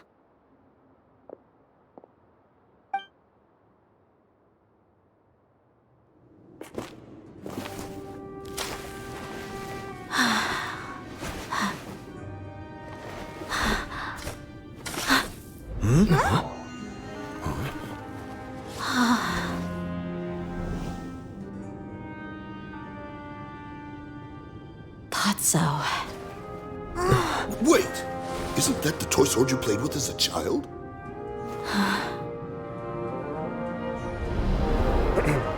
The dragon is no more, for Princess Dia has slain it. Its head now hangs above the city gates. Her bravery has brought eternal peace and prosperity to us all. Dia, come on. This is the most important line. You can do it. But Dia, you defeated the dragon. Everyone's waiting for your speech.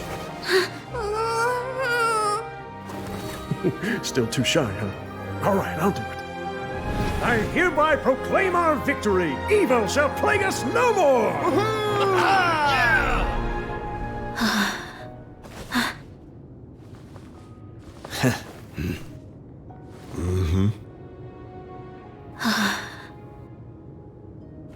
I hereby proclaim our victory. Evil shall plague us no more, Dad.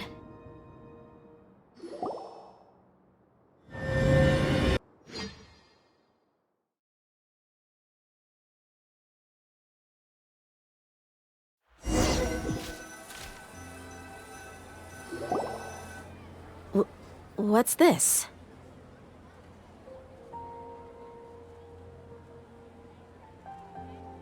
Don't you remember? You asked Paimon what she would do if she were to wake up tomorrow with loads of money. And Paimon said that she would get boatloads of tasty snacks. You looked super confused at the time, but said it was an adorable thing to say. These opportunities don't come by often. So today, Paimon's gonna treat you to a special crash course on Paimon's life philosophy. Hey, this way you get something from the both of us for the price of one. Anyway, the point is that you should eat to your heart's content. You'll feel better for sure once you've gotten something in your tummy.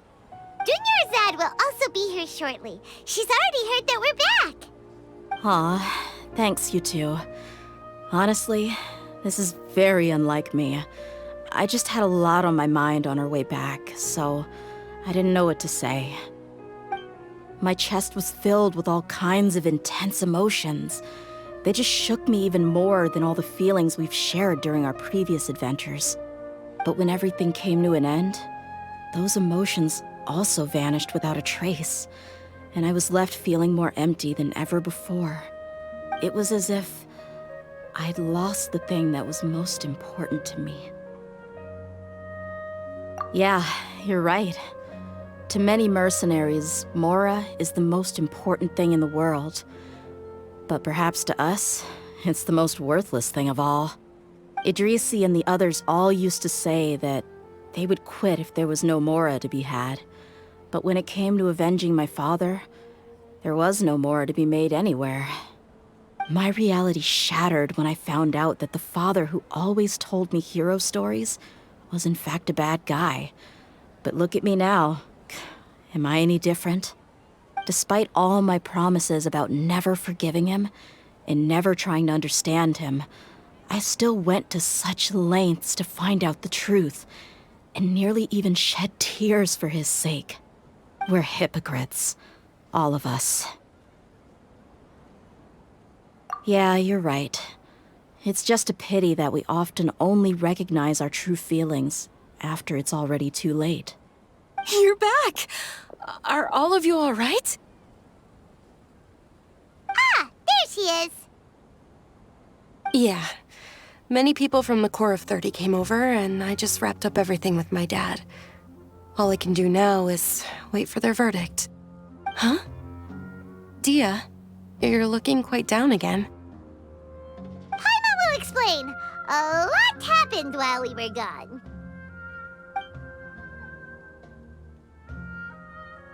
I'm sorry. I really should have controlled my emotions better. I just... It's all right, my lady. You were hurt by all of this as well. Truth be told, I'm starting to feel a little guilty watching you cry like this. Dia, your pain must be even worse. You shouldn't need to comfort me. Hey, don't worry about me. If anything, this whole thing has finally shown me the difference between illusion and reality. My father probably thought that people could settle into new lives as long as they moved to a new environment. That thought has even crossed my mind a few times. It's like saying, what's wrong with adapting to a new life? However, there was always something deep within my mind that refused to accept it. This impulse brought me great turmoil, and even made me feel ashamed for turning my back on your father's kindness. But now that I consider it again, it all makes sense.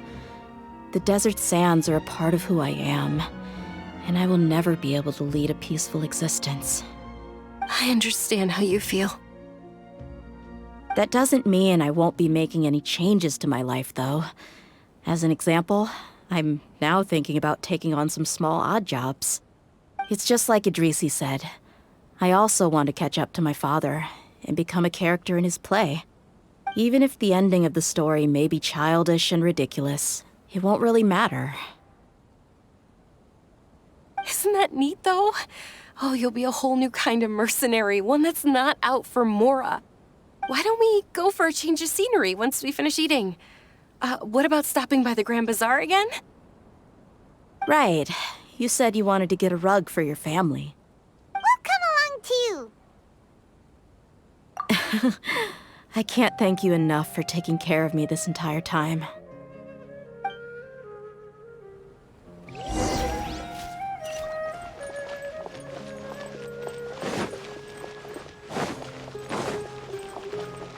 No, my sword!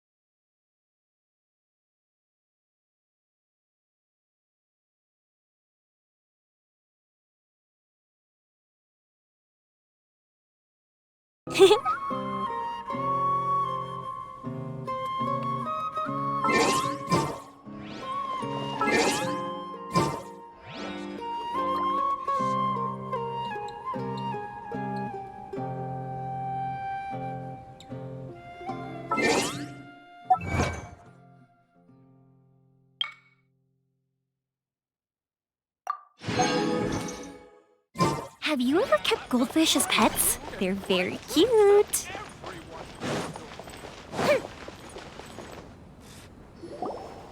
Oh, this rug here is quite something. The craftsmanship is exquisite, and the fabric is also of high quality. Ah, here you are. Finally, I found you. Hey! Aren't you that mercenary who bit his tongue? You can still talk? Wait, are you here to take revenge on us? What are you talking about? Do I look like I could take you all in a fight? I just came here to give you something. I'll be on my way to give myself up to the Corps after this. Once I woke up, I hurried to the Khan al-Ahmar's camp, hoping to alert them to your presence. But when I got there, I found no one except the members who were still too injured to move. Ah, so you probably got there after us. Yeah, they told me that they had exacted their revenge, and everyone had turned themselves in to the authorities. Even that last camp was not going to last for much longer. I had joined the cause to repay an old favor from Kusela. Now that everyone's already turned themselves in, I might as well do the same. One of the injured members gave this box to me, and told me that it contained some of the old man's last possessions. Everything left in the camp will get confiscated, so I figured I should get this to you before the Corps could get their hands on it. Thank you. No worries. We are all just living our own truths. There's no need to comment or judge anyone for it. So this box contains everything that Dia's father left behind. Huh. It feels lighter than expected. Well, back in the day, the first thing he did with any Mora was spend it on things like drinks and meat. But let's see what's inside. What's this? just a bunch of junk. It kinda stinks. Perhaps it's just been left unopened for too long. A handwritten copy of a storybook. The paper's already yellowed, and it looks like it's about to fall apart. It was against the academia's rules to possess books for personal use. If he was going to break that rule, he could have at least copied something useful. That probably means this was really important to him. And here are a few bags of children's snacks. The packaging's completely deteriorated. Maybe that's where the smell was coming from. Did he get those for you? Yeah, but here's the thing, though. Even when I was a child, I was never a fan of these kinds of snacks. He'd always say that he got them for me, but in the end, he always ate more than I ever did.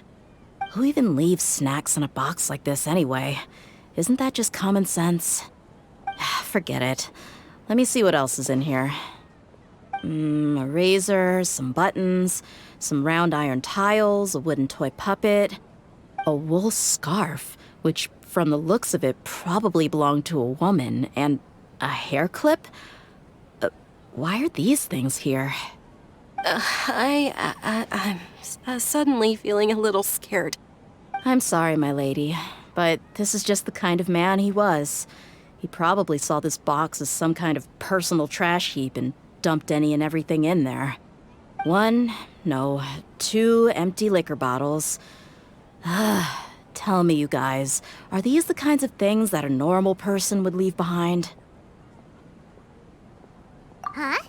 There's something in the bottle! Oh, you're right. All right, I got it out. It seems to be a piece of paper with some writing on it. The bottom part's all damaged from moisture, though. Let's hope the writing didn't smudge. I was suddenly seized with an urge to write a letter after finishing this bottle. I just folded it up and left it in the bottle, though. If I end up forgetting about it, it won't really matter. To Dia. It's a letter for me? It's all right. I'll just read it out.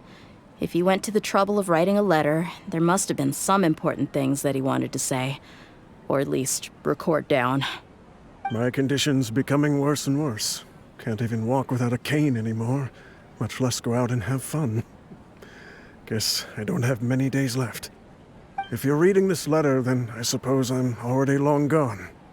You were adorable as a baby. Everyone loved you.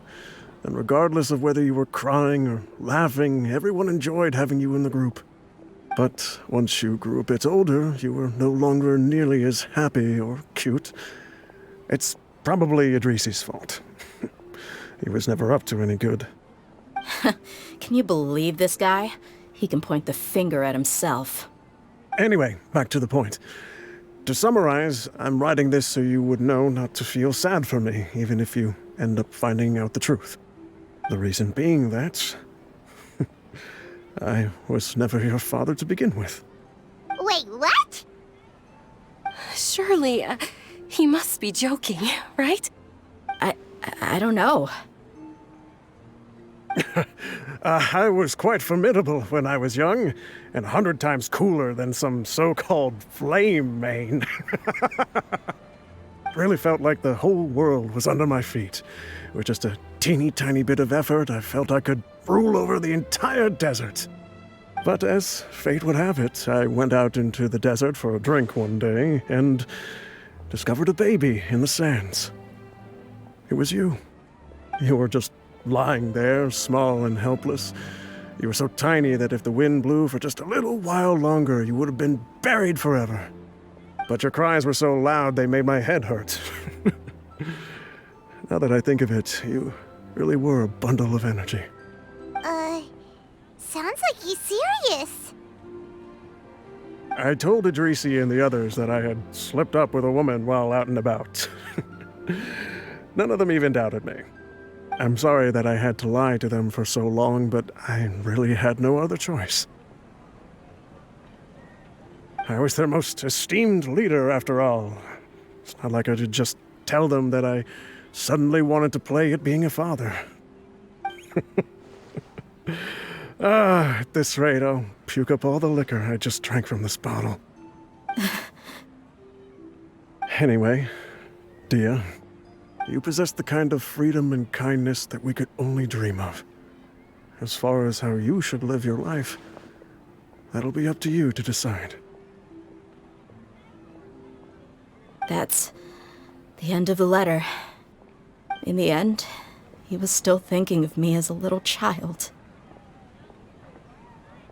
I suppose, or I would have suffocated under the sand a long time ago.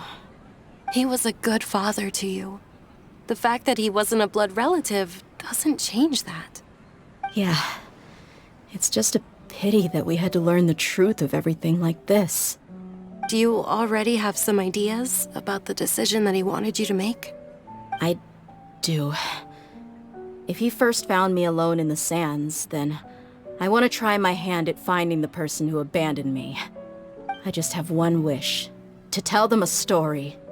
That there once existed a childish and foolish jerk with a heart of gold. And that only under his care was I able to grow and mature into the person I am today. If you end up finding any leads, can you share them with us? We go on adventures all the time. Maybe we'll be able to find some information for you. Sure, I appreciate it. I wasn't expecting you to be so enthusiastic.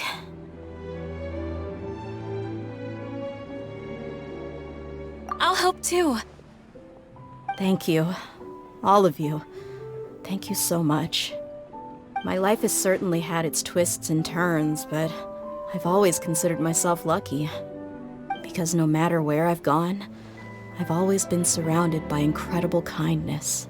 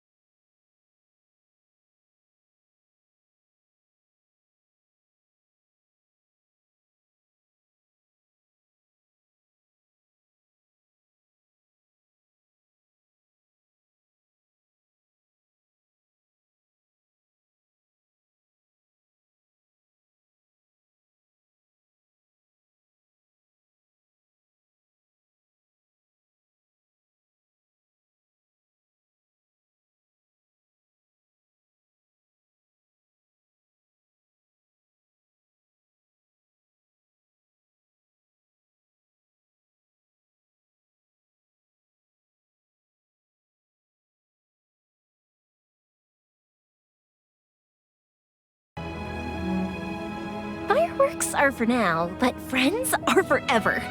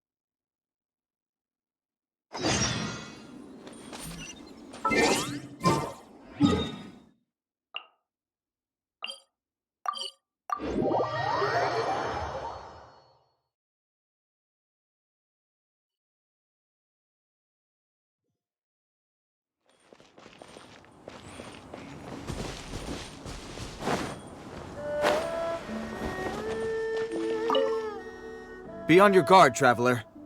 Now is no time for sightseeing. Oh, why is that?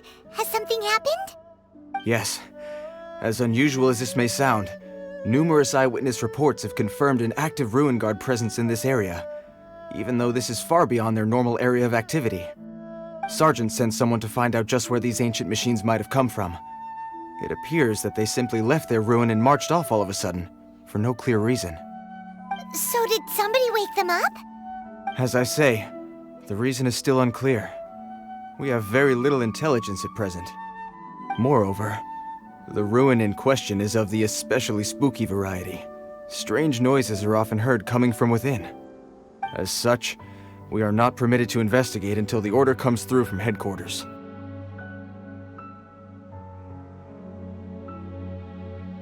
In any case, the only sensible strategy in the meantime is to increase Millilith patrols. We must not let innocent civilians come to harm. That's a good point. Ruin guards are probably pretty dangerous for regular folk. Wow. I'm very grateful indeed for the offer, but it just wouldn't be worth the risk. Oh, don't worry about that. This one beats up ruin guards for breakfast.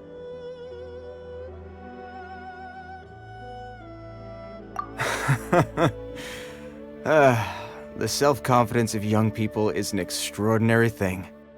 Well, if you're genuinely offering, I did see some Ruin Guard footprints on the hillside, but since then I've been too busy warning passers-by to investigate myself. Footprints, eh? Interesting. We'll take the case. While the Millilith stands guard, evil shall never prevail. On behalf of the Millilith, I salute you, traveler. You have my gratitude. I will rendezvous with you once I have finished my patrol.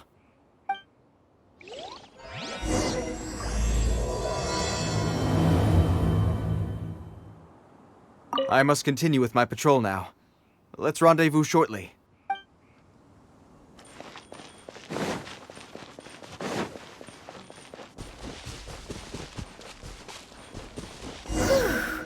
This footprint is huge. It has to be the one that guy was talking about. We're way behind schedule. And here's another one. Yep. Seems the Ruin Guards did come out for a walk after all.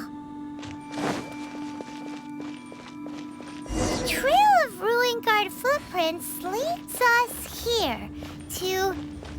Ah! A Ruin Guard! Over there!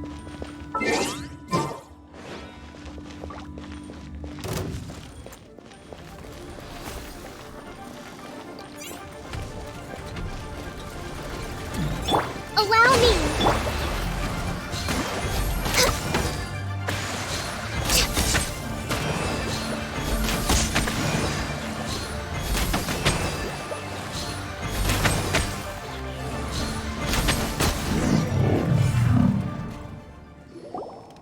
Well, that's one down. Let's keep looking around. Maybe we'll find some more.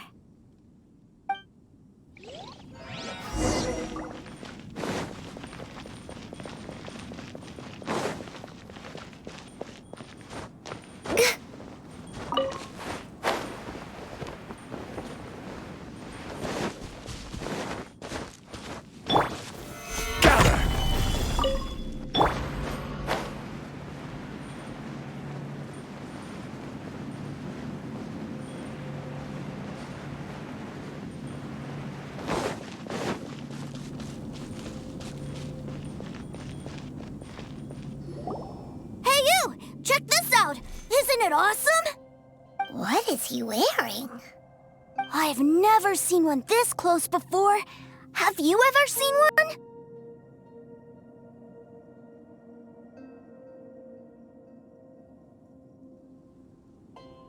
Excuse me. His name is Mr. Cyclops, actually.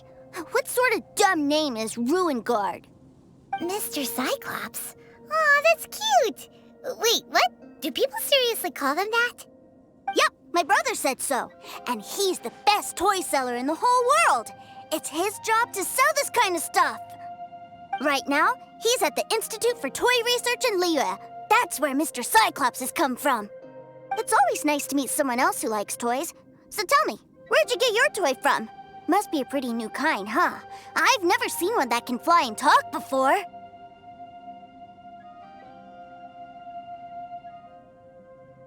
Hey!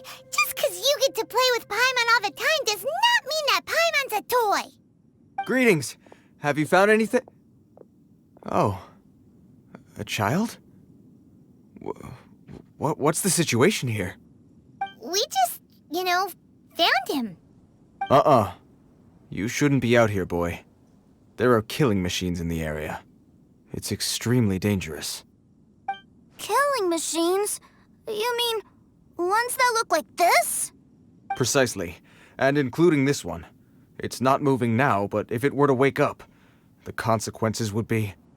You take that back! Mr. Cyclops is not a killing machine. He's one of the good guys. Mr. Cyclops?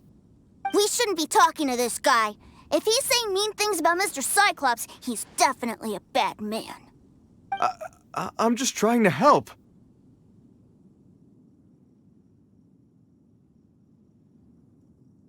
I've always been hopeless at dealing with children. Well then, why don't you get back to your normal job and leave us to do the babysitting? It seems I have no other choice. Very well. I will continue with my patrol. Please escort the child to somewhere safe. It's much too dangerous here.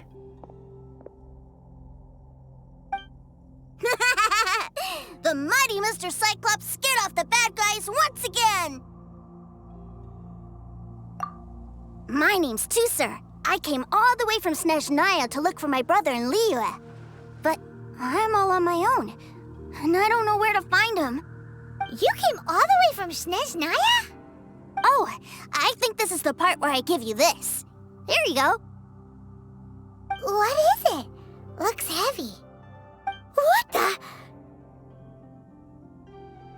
My brother said I should take it with me. He said, find a nice person to give this to, and they will take good care of Tusser. Your brother makes a good point. Still, it's hard to believe you made it all this way armed with nothing but a few bags of Mora. Your family must be super rich. Paimon never knew you could make so much Mora from selling toys.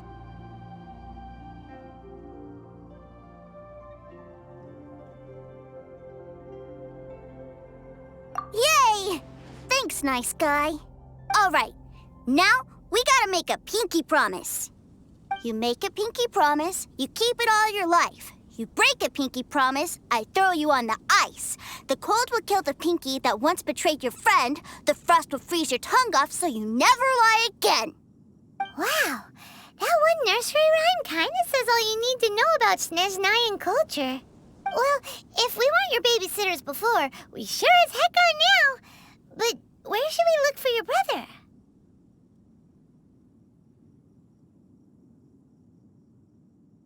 Snezhnaya? Oh, how about the Northland Bank? Oh, right! Finally, now I get to see my brother!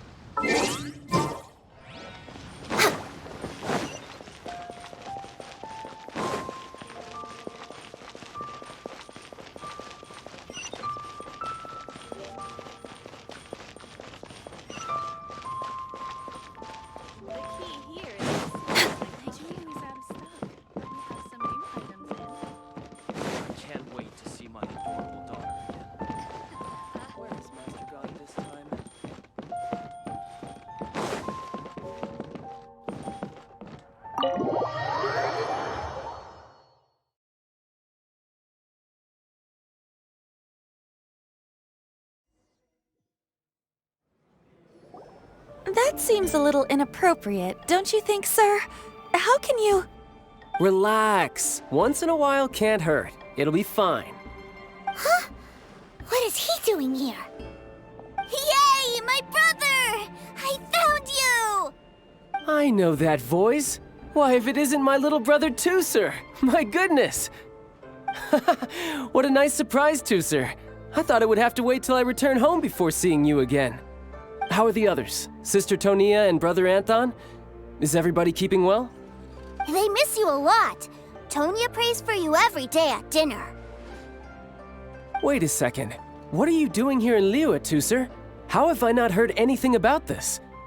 Well, what happened was, I saw a boat that looked like it was selling toys, so obviously I thought you were on board. And then, when I got off, I just kept walking and walking, and then I found a Mr. Cyclops. Mr. Cyclops scared off a bad guy, and then I found this nice guy to help me come look for you. And also, Tooser is Child's brother? Cool. Suddenly Paimon doesn't feel so bad about taking Tooser's money. Tooser, what you did was extremely dangerous. I'm so happy to see you, really I am, but please, promise me you won't do anything like this ever again. Okay, I promise. Please don't be mad at me. I'm not mad at you. I just care about your safety, that's all. If you hadn't met these nice people, things could have been a lot more dangerous for you, Tooser. I hope you said a big thank you to them. Yep, I always remember my pleases and thank yous. Oh, so you did notice we were here. You were just ignoring us. Gotcha. Forgive me, it's always family first where I'm from. Don't take it personally. I know we've had our differences up to now, but a few minor quibbles aside, we get on quite well, don't you think?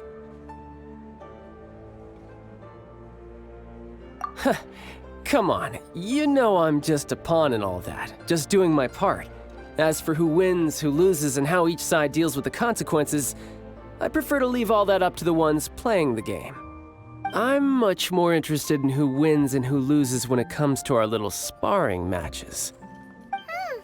Sounds like you're ready to get your butt kicked again. Ha! You're forgetting something about me. I, Tartaglia, spend every second getting stronger. Don't expect to have it quite so easy next time. Whoa, whoa, whoa, whoa!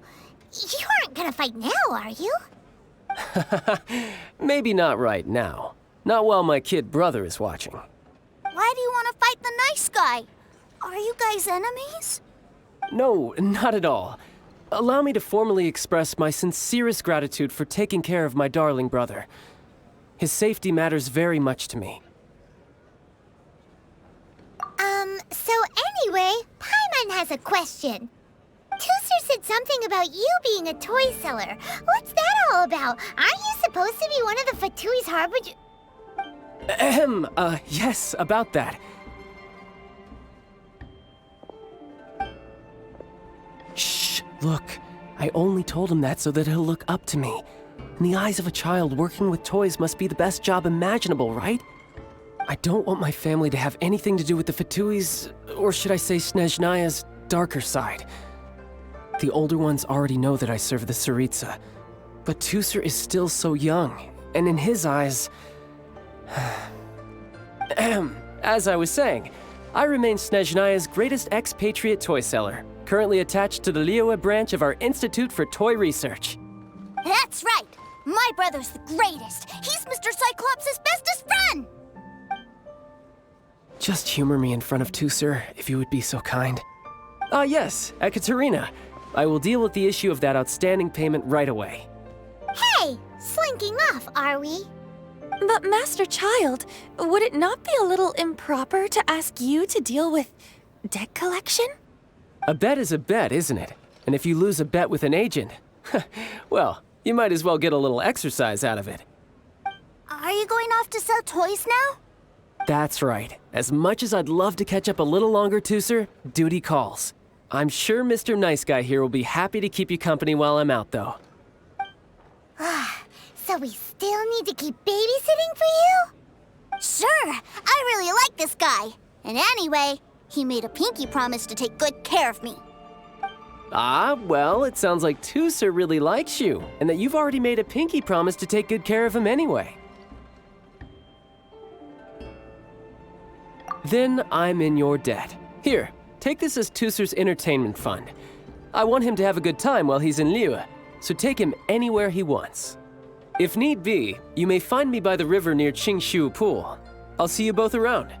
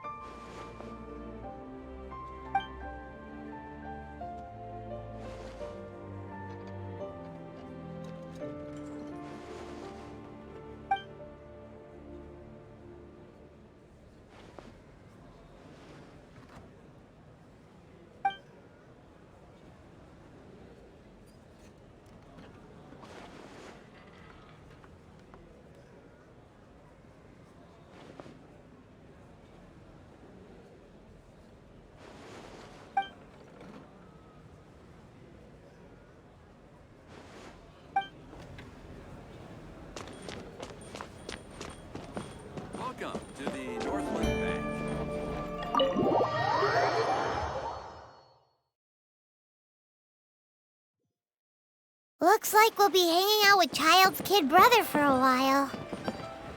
So, where are we going to play first? How about we start with the toy store?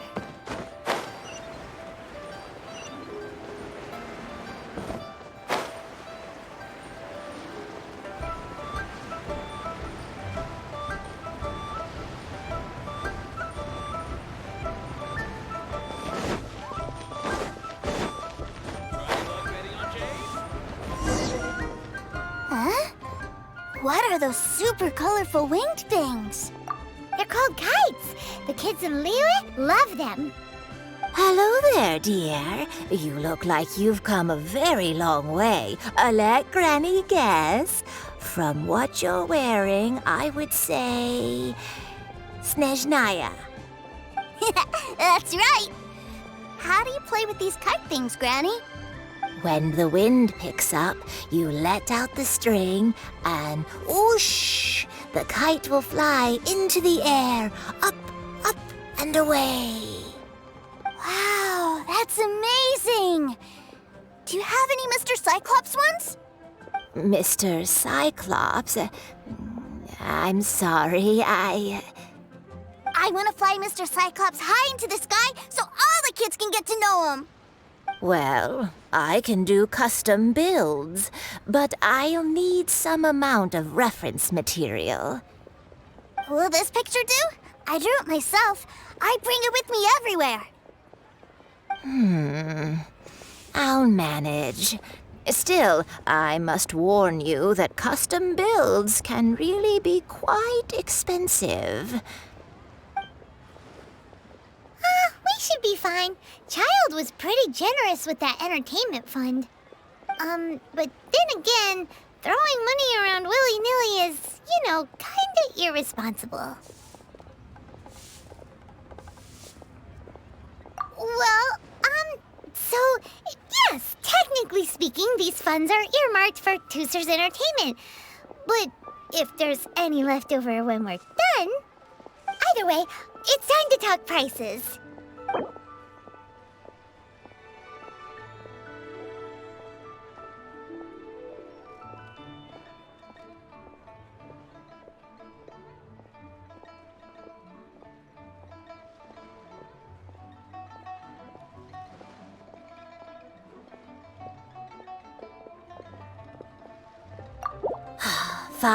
Fine. I've neither the time nor energy to bargain with you at my age.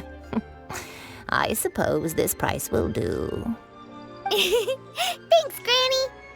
Worry not. Just leave it to me. For our next stop, why don't we head to One-Man Restaurant? It would be a mighty crying shame to come all the way to Liyue and never try the food.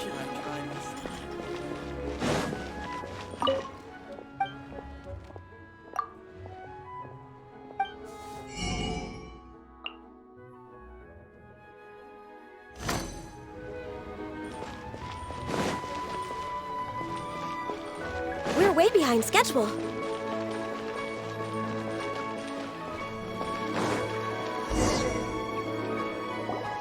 Hello, welcome.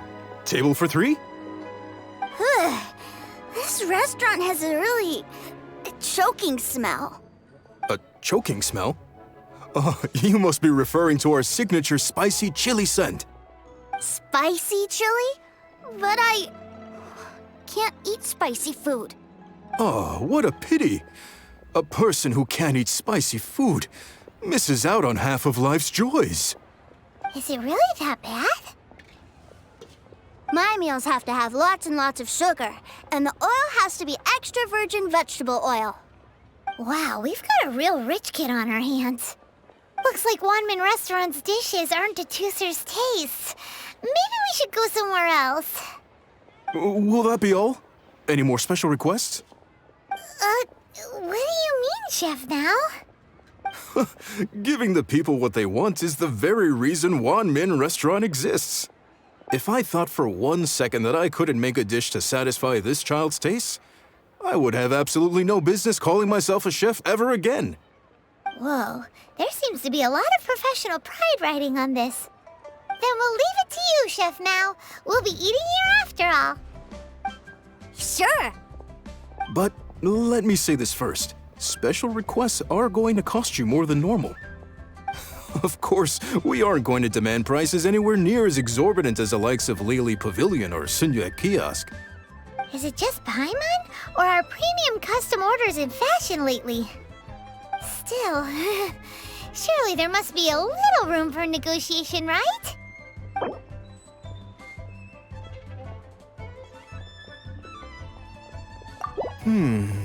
That seems a bit on the low side. You do realize these dishes will be prepared specially to your requirements, don't you? Ah, you folks. Let's go with this then. Any more haggling and we'll ruin the other customers' appetites. Thanks, Chef Mao. Please sit wherever you like. Your food will be here shortly.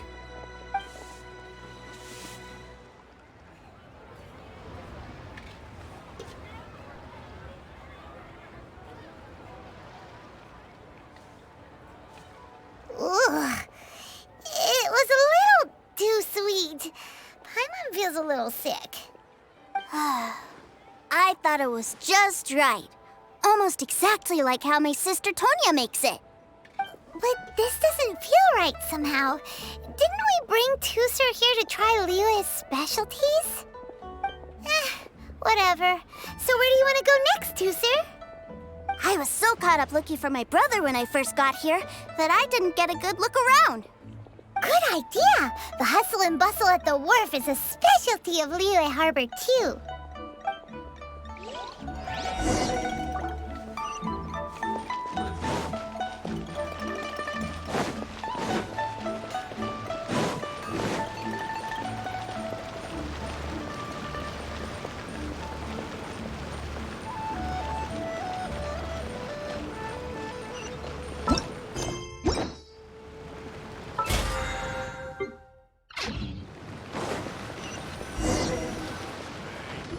Wow, this place is huge!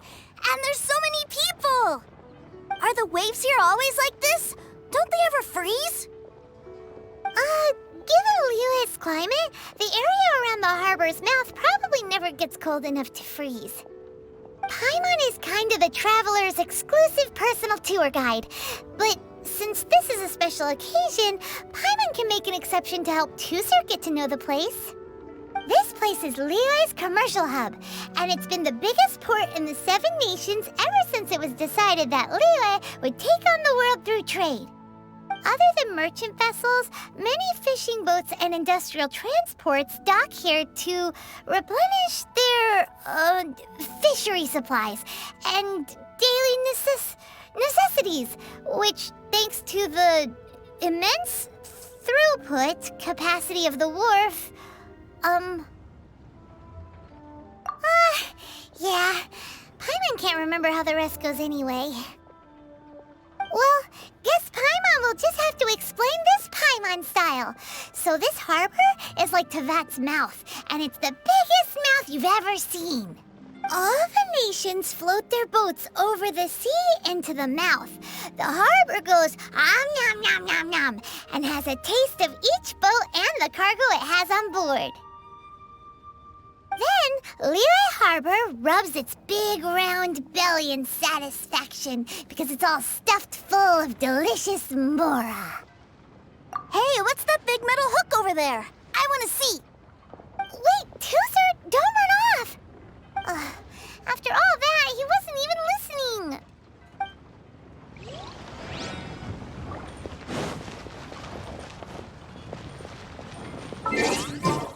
Access denied.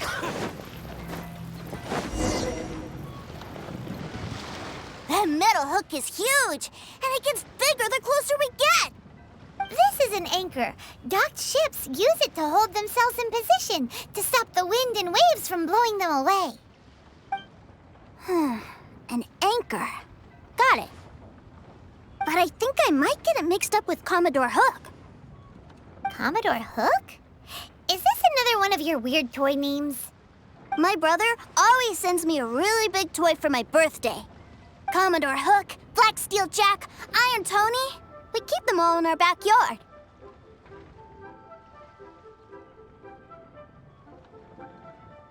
Yeah, and that's why I can't bring them with me all the time. It's a shame. Wow, using Fatui funds for personal gain? To think Snezhnaya would let their harbingers do that, all for some giant toys.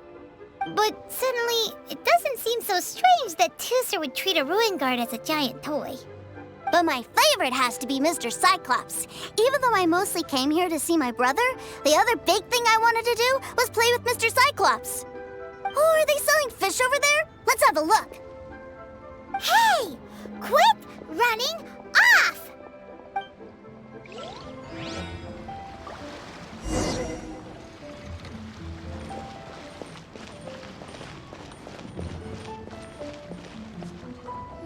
Is this where they sell fish?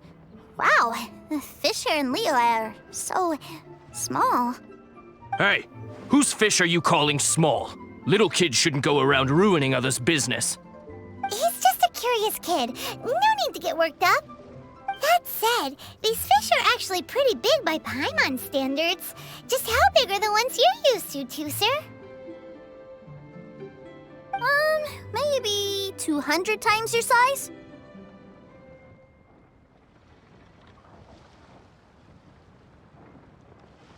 Hey!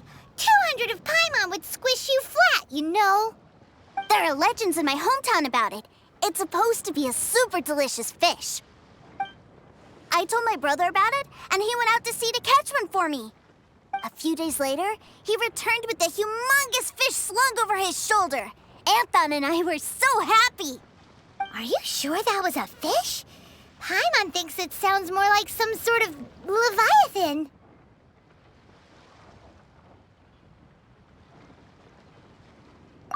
Hey, Mr. Nice Guy, let's go over there to see the boats.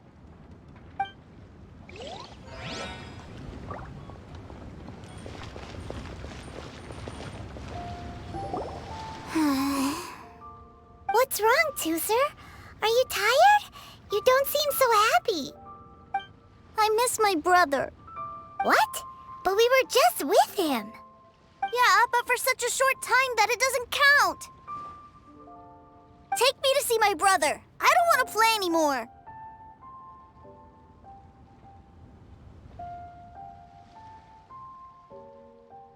Well, we've played with Tusser long enough, haven't we? Paimon thinks we've tried our best here. Child said that he'd be by the river near Qingshu Pool. Why don't we look for him there? Yay! Let's go! Let's go!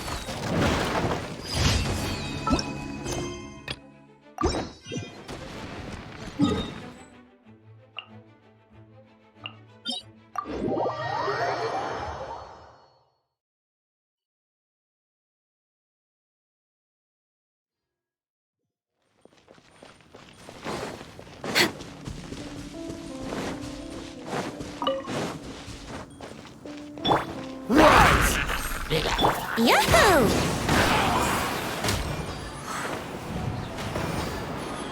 Huh? Huh.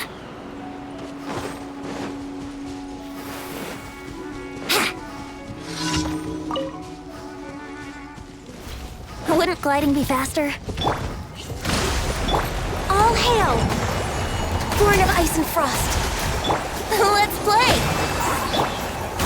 Stabilize!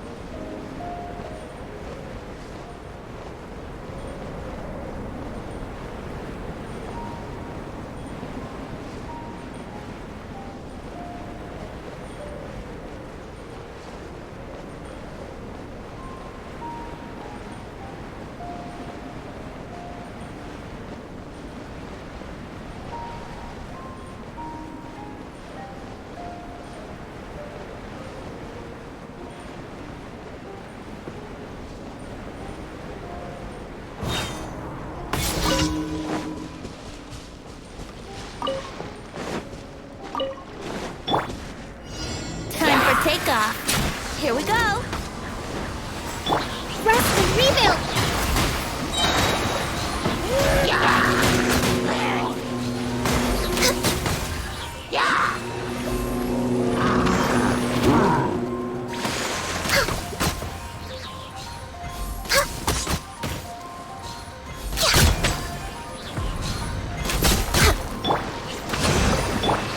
No touching.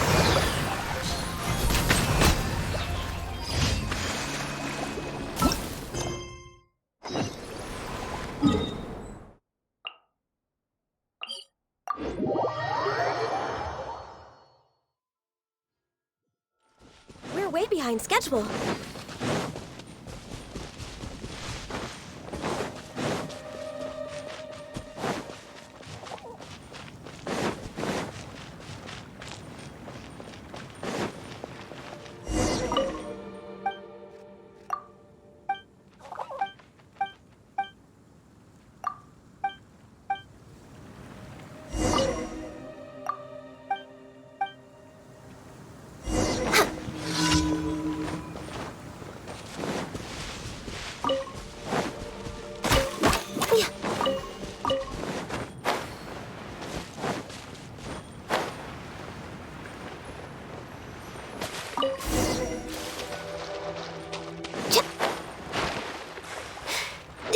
We're way behind schedule.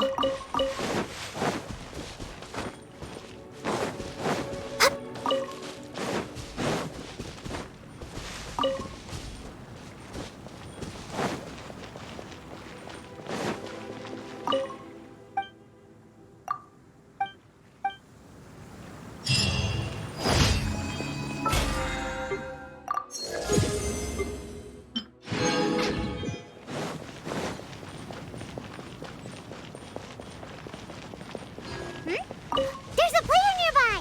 That way! Let's go see!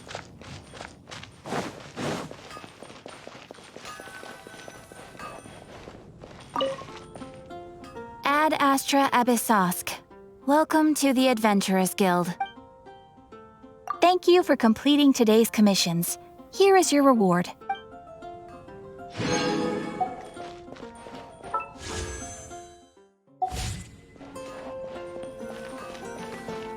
Mondstadt, welcome to Mondstadt. Hope you enjoy the Wind Bloom Festival.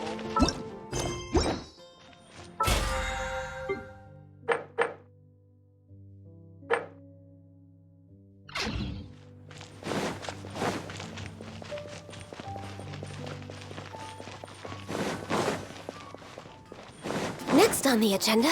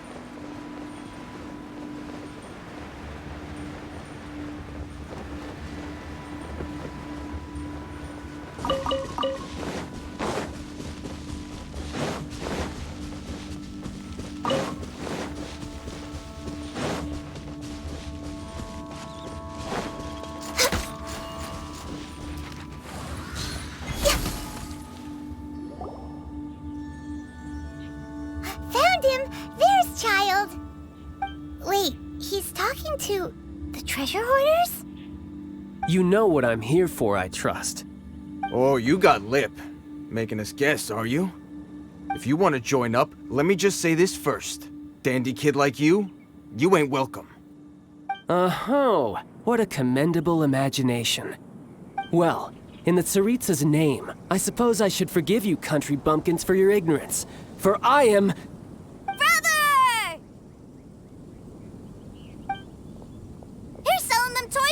Brother. That's so cool. I've always wanted to watch you work. Well, why, yes, of course. For I am,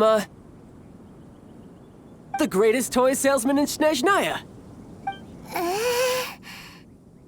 So cool. Huh? You playing games, pretty boy? So, will you buy or not? The toys that Snezhnaya produced 3 months ago will run you, yes, 600,000 mora. To be paid in full. Toys? And how much money? Wow. Is that what it's gonna cost to fix that head of yours? Look at that! Spreading joy and laughter to everyone! That's what toy selling's all about! I'll say it again. Toys from Snezhnaya, 3 months prior, 600,000 mora paid in full. Yeah, no. Sorry, sales boy. The same joke isn't funny twice. Or were you always cruising for a bruising? All right then. I'll make things a little easier for you. I'll join the treasure hoarders. Perhaps you'll be more willing to pay when we're brothers in arms? Would you listen to yourself? You think we just let any old person into the treasure hoarders? I'm not so sure you could hack it. Well then, why don't you put me to the test, dear seniors? I like to think of myself as quite talented in the field of treasure hunting. Looks like you're not gonna pack it up until someone packs you in. All right then, show us what you got. Truth be told, we've set up a shop here because there's a fine little loot cave nearby. But the treasure hasn't been easy to get at. We've been at it for 2 days now. If you think you're up to snuff, why don't you have a crack at it on our behalf? Of course, that means that once you got it, it's ours. Don't try to sneak off with the prize. Come on. If we can't do it, do you really think this guy stands a chance? An initiation test, eh? Interesting. It's been a while since I've been assessed by someone else. The loot's on the opposite cliff. We're gonna hang back here and watch the show. Huh, no problem. Don't blink, though, or you might miss it.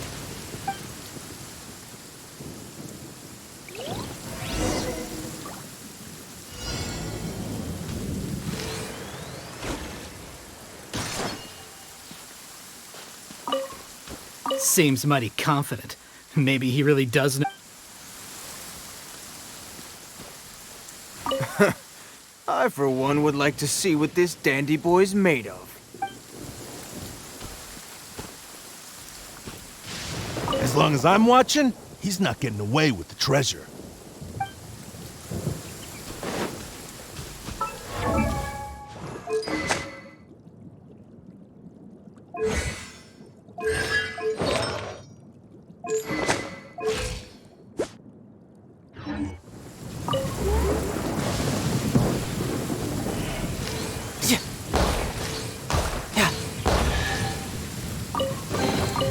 Now I just need to get my hands on the rest.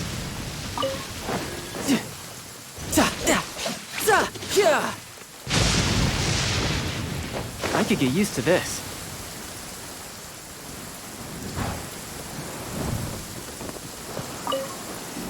Yep.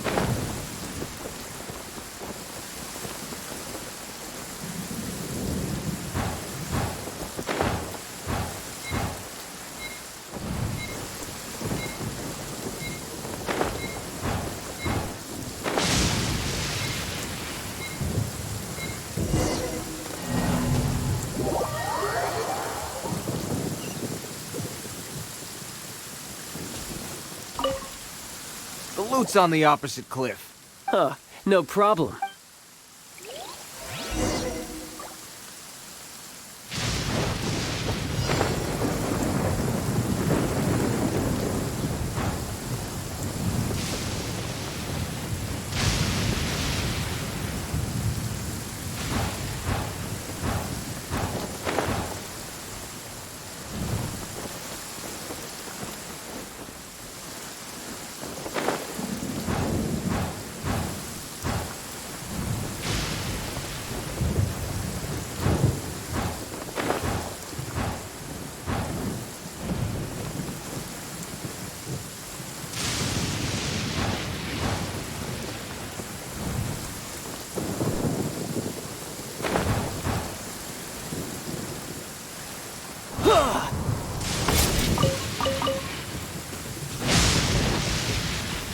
No time to lose.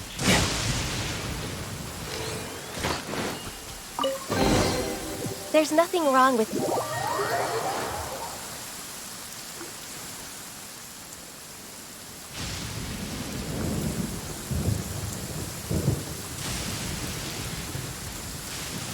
Well, I have the goods. Here you go. So how'd I do? Pretty well, I'd say. Brother, what do we do? This fellow isn't normal. Please, hold on a moment, sir. We need to discuss something amongst ourselves. He ain't here for an initiation. He just wanted to show off. Honestly, we'd be no match for him if he wanted to fight. Guys, do you think that maybe we're being robbed? I don't know. Surely he wouldn't have come here all dressed up like that if he was only after us. Unless maybe his words have hidden meaning. Snezhnaya, 3 months, 600,000. Oh, I get it. It was insider talk. I remember that the boss took out a 600,000 more loan from that Snezhnayan bank about 3 months ago, and still hasn't repaid it. So this guy must be the debt collector. But why didn't he just say so? What's with all the toy talk? And that's where you're still green. See, in a lot of professions like this, people speak in code to protect the privacy of their business partners and clients. Makes sense. Owing money is pretty embarrassing. This guy isn't one to mess with, I tell you. He's a professional. Way too professional. So, Mr. Salesman, my apologies, but we can't have you joining us. Oh? I didn't pass? I must say, I never imagined that the treasure hoarders would have such strict entry requirements. No, it's not that. What we mean is that you're too big a fish for our little pond. But we fully understand the situation with the, toys, sir. We'll fetch that 600,000 for you right away. I see. Well then, it's been a pleasure doing business with you. We get paid, and everyone stays happy. A wonderful outcome, wouldn't you say? Yes. Couldn't agree more, sir. That's my brother for you. Toy sellers are so cool. Ah, Master Child, you're here. A new batch of fresh recruits have just...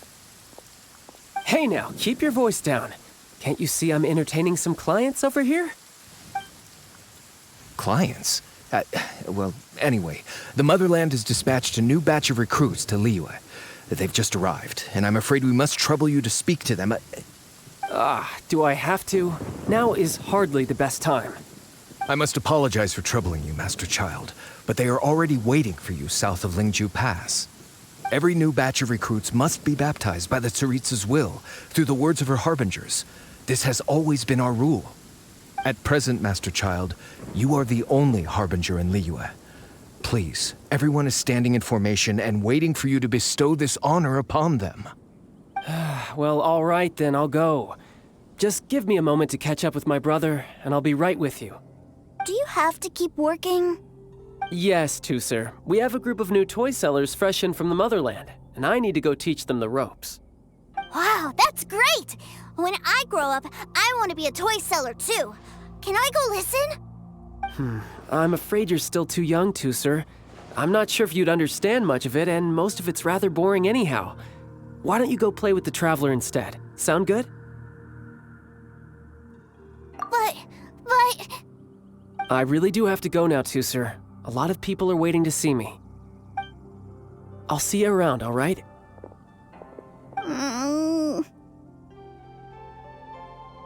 Child really dotes on his brother, but now he's gotta ditch him again. Must be a really tough job.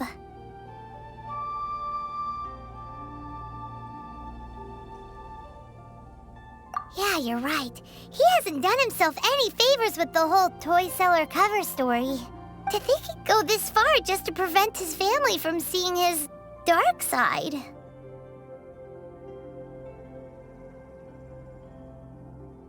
Paimon wonders too. But hey, let's at least help him out while we're all in Liyue. Wait, where's Tusser? We were too busy chatting. Where'd he go? Seems likely. Tusser did seem really eager to hear his brother's speech. Either way, let's head over there first.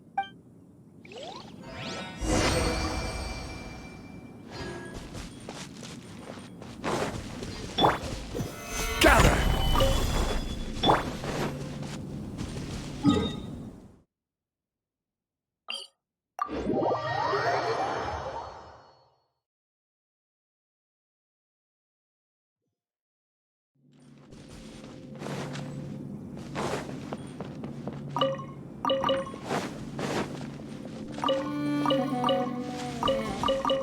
We're way behind schedule.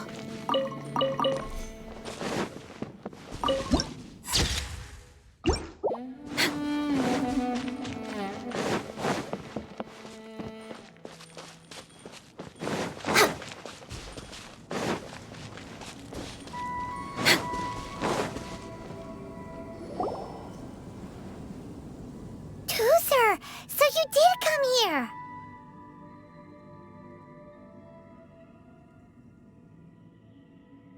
Shh, quiet. My brother's giving his speech. From this day forward, you will honor the oaths you have made to Her Majesty the Tsaritsa, and you will stop at nothing to bring Snezhnaya victory. You shall sweep through this land like the icy winds of the furthest north, as strong as the hoarfrost of Zepelyarny Palace. You will chill the very marrow in our enemies' bones.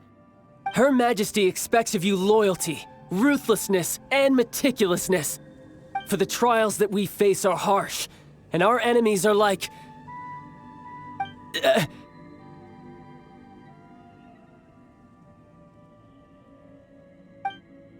like kites and rattle drums, who shall become redoubtable foes of Mr. Cyclops in the marketplaces of Liyue. Uh-huh. Kites are really fun, too. This is, of course, an analogy. As they say, the marketplace too is a battlefield. So as your sales manager here in Liyue, I demand that you obey my every order. A refusal shall be considered a betrayal, and the price for betrayal is to be dishonorably discharged from the Liyue Institute of Toy Research. Whoa, that's really strict. Won't people be really sad if they get fired from the Institute?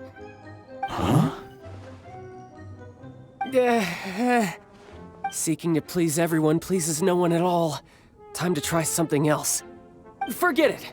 Perhaps a round of hands-on training will suit us better. Hands-on training? After all, a strong body is the proof of one's capacity. Hey, did he just say that we're doing hands-on training? A Harbinger wants to spar with us personally? Oh, what an honor! I can't believe it. Are recruits like us really worthy? Am I hearing a hint of objection to this idea? Not at all, sir! That's the spirit. Now come at me, you lot.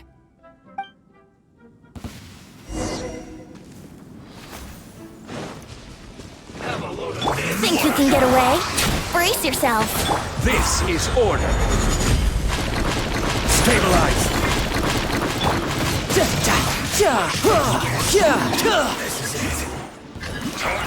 No time to lose. Hold the line.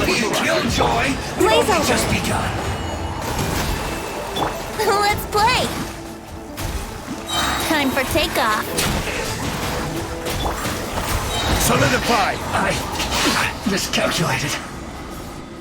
Well then, do you all understand what I said earlier? Yes, sir! Excellent. And you all almost managed to get me limbered up. In other words, you've done well for new recruits. Thank you, Lord Harbinger! All right, hush now. Now then, I wish you all glorious victory for Snezhnaya, for Her Majesty the Tsaritsa, and for yourselves. Dismissed! Brother! You were amazing! Oh, Tusser, what in the world are you doing here? There I was thinking that the Traveler had taken you to play at Wang Shuin. Yikes, that's some terrible acting.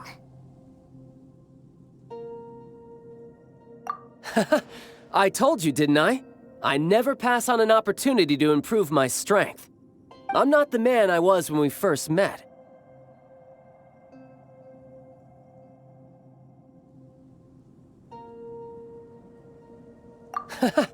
You must mean my foul legacy transformation. It puts a great strain on my body, so it's best saved for crucial moments. I still haven't fully recovered from the injuries I suffered when I used it at the Golden House. Anyway, I'm no Senora. I don't use lethal force against recruits. Come on now. The foul legacy transformation? Does it make you stronger than Mr. Cyclops? You could say that. I want to learn to fight too. I want to be cool like you. Now, Tusser, fighting isn't about looking cool.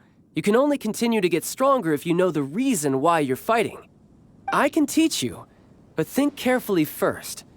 Why do you want to fight? I want to protect Sister Tonya. That's a good answer, Tusser. When I return to Snezhnaya, I will start teaching you fighting techniques. Then you'll have to protect Tonya for me. How does that sound? Leave it to me. You know, Tusser's a good kid when he's not being so stubborn. You've had a nice long time here in Liyue, haven't you, Tusser?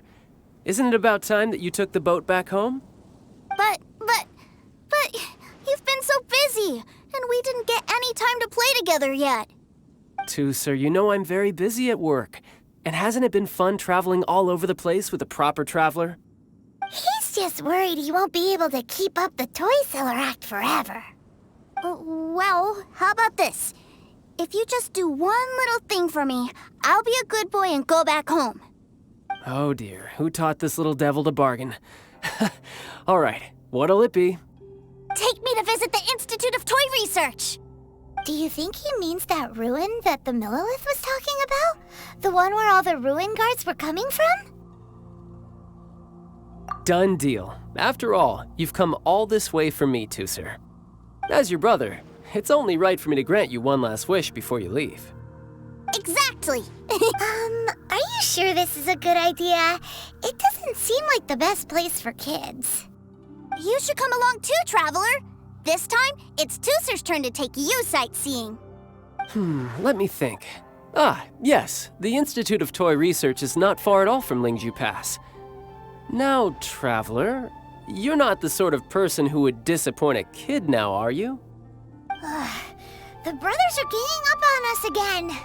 Oh, fine. We'll go.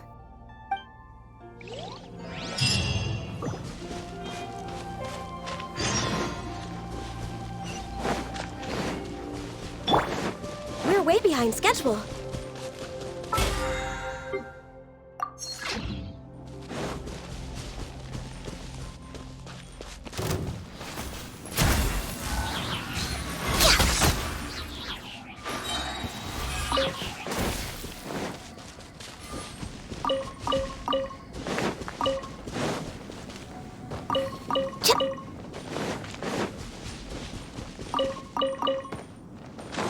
Next on the agenda.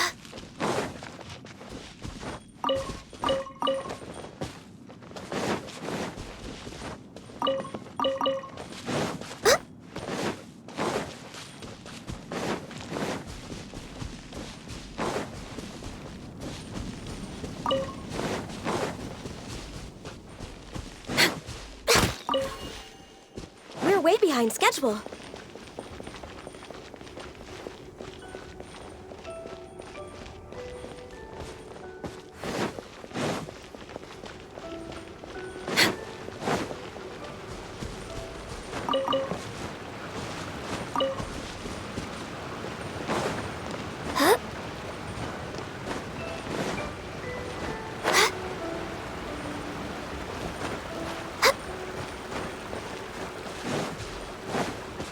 Next on the agenda.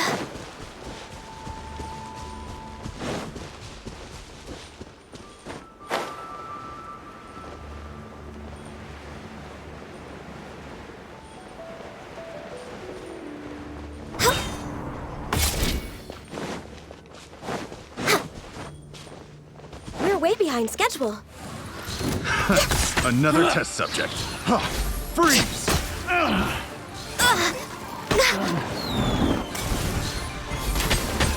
Allow me!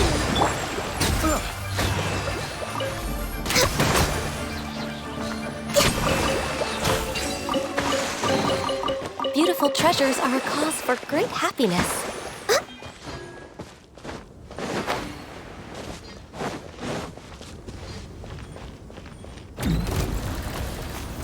Hold the line! All hail! Access denied.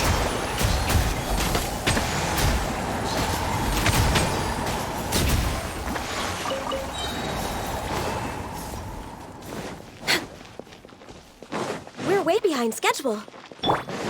Brace yourselves!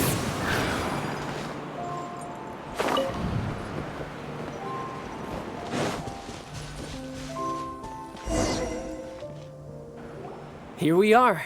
Welcome to Liyue's Institute of Toy Research. Yeah, we're here! I can already hear the sounds of machinery inside. Awesome! What is this place? And how do you know about it? Based on my limited understanding, I believe this is one of Dottoro's research facilities. Dottore is another one of the Fatui Harbingers. He loves tinkering with old things. It's a personal passion of his. So, he converted these ruins into a Ruin Guard research lab. Huh? So the ruin guards are built by the Fatui? No, they have much closer connections to the Abyss. So, strictly speaking, they're as much our enemies as anyone else's. We just do research, nothing more. As to why the Ruin Guards have been moving outside of this area recently, I can only imagine that he's gotten bored of playing around with them and has lost interest in this place. Wow, yet another Harbinger with a bad attitude. But at least this explains why you were totally okay with bringing Tooser here. Seems you did your homework ahead of time. Well, I wouldn't go quite that far. I actually have no idea what this place is like on the inside. Wait, so are you or are you not worried about your brother's safety? Of course I am. But no matter what the danger is, I will parry it. Isn't that what any older brother would do? Even Tooser understands that, now that he knows what he's fighting for. It's the very same reason that's been nestled in my own heart for so many years. What are you guys chatting about? Come on, let's go in! All right, follow me.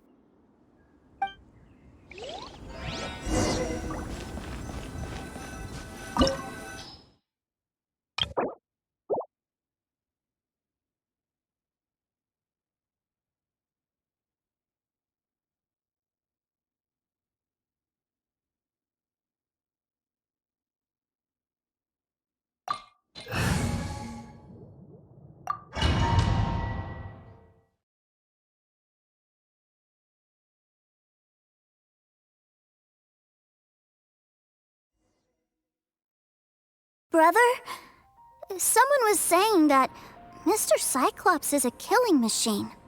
Were they now? What a silly thing for them to say. And you shouldn't go repeating it either, Tooser. You're far too young to be talking about such violent topics. Yeah, I knew that they were lying anyways. Mr. Cyclops is here to defeat the bad guys and protect the world. He's my favorite toy. Right. With Mr. Cyclops around, the bad guys won't ever get you. That's right. Okay, I'm going to go play with Mr. Cyclops now. Hey, Tooser, wait up! The door's shut. Will Tooser be all right? There's another path over there. Let's move.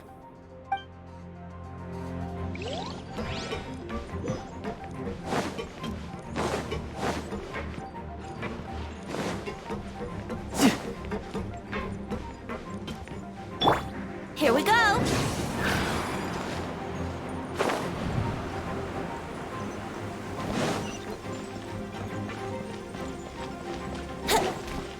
Think you can get away? Wouldn't gliding be faster? Yeah!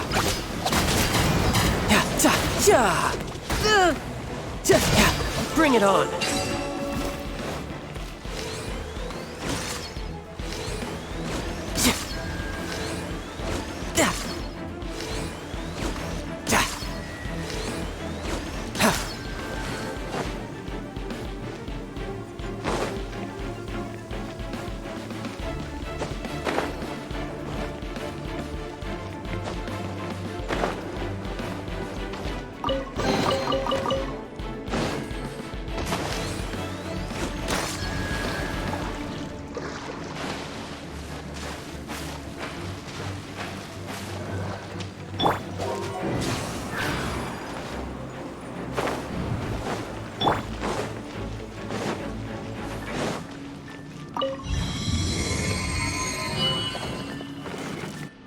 Oh, the door opened. Was that you? That's right. But give me a moment over here, Tooser. I need to make sure that everything's safe. Maybe I shouldn't have spoiled him quite so much.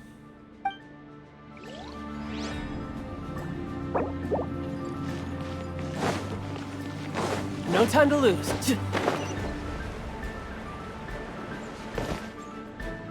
Those ruin guards have all been strung up. Where are they being taken to?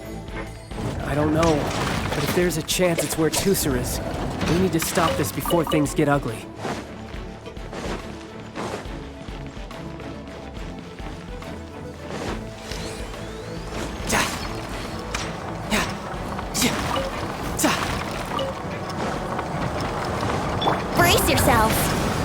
Allow me!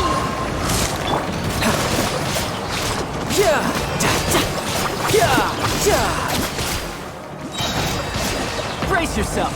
This is gonna hurt.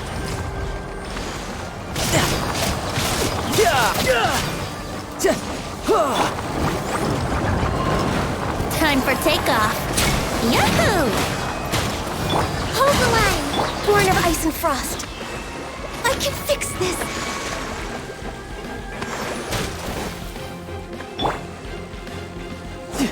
No time to lose.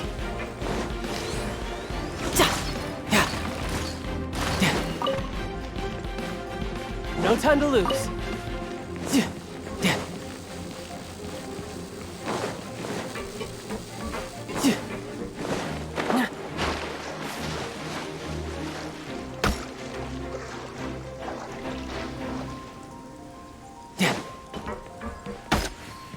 Access denied.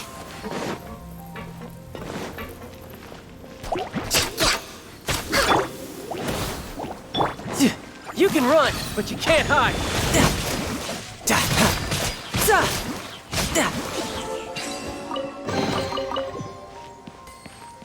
No time to lose.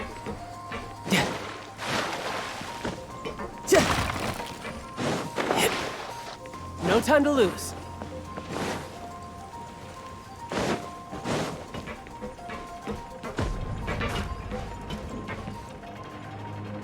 Tooser, see that big stone cube in front of you? I need your help. Yay! Do I really get to help my big brother out? You bet.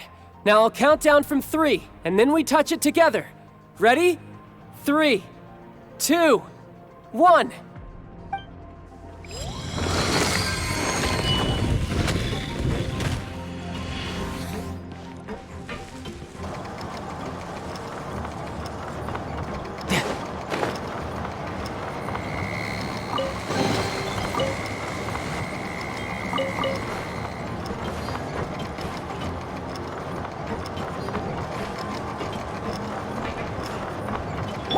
Let's play!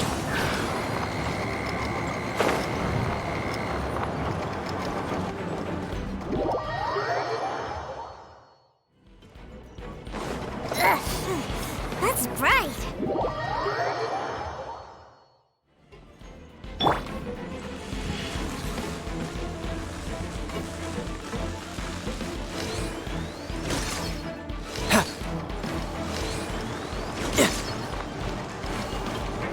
No time to look.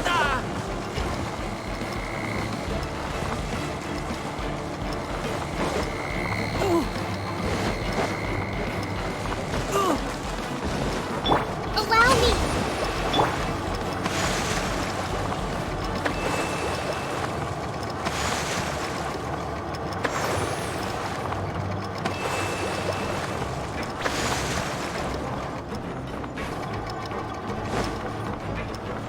I could get used to this.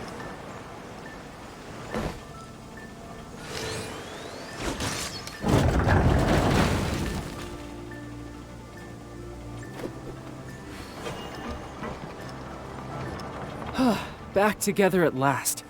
You're not hurt, are you, Tooser? Hurt? No way! This is really fun! Fun for you, maybe. We were all scared to death! What's over there? Wow, this room is huge! Is this where Mr. Cyclops takes his friends when they come to visit? It is. Impressive, isn't it? Now, how about a little game of hide and seek? Huh? Now? But... I have a surprise for you, you know. A surprise? Oh, what sort of surprise? Don't worry, you'll have the chance to look for it later.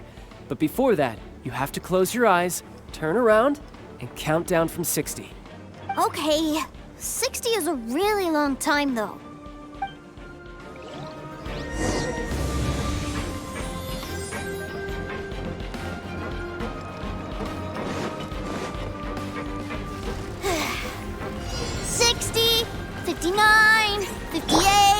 There's not much time. Let's clear all these hazards out.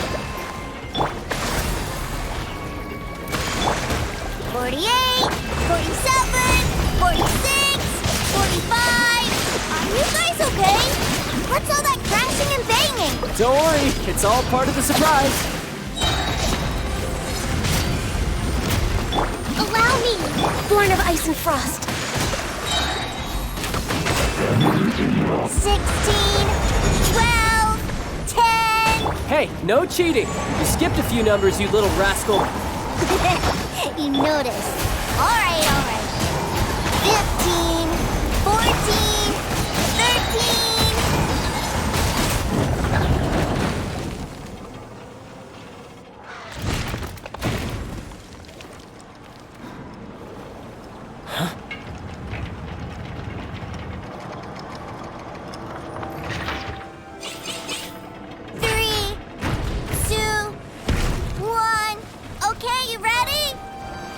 Give me another 10 seconds, Tooser.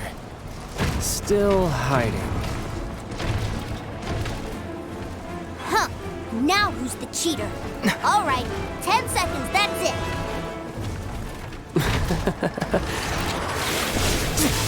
10, 9, 8, 7, 6, 5, 4, 3, 2, 1. Coming, ready or not?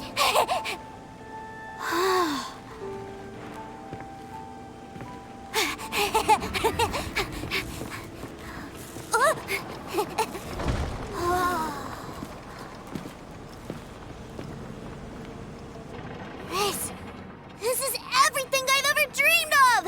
It's Mr. Cyclops' world! Wow, he actually pulled it off. And the way he knocked those ruin guards around was like they really were kids' toys. But Paimon wonders if he'll be alright after using the Valve Legacy transformation again. Awesome! Boy, if these Mr. Cyclopses weren't so big, I'd sure love to take one home. Wait, where'd he go? Where'd my brother go? Aren't you guys supposed to be playing hide and seek? Oh, that's right! I was so excited that I forgot all about our game. Well, let's go look for him together, okay?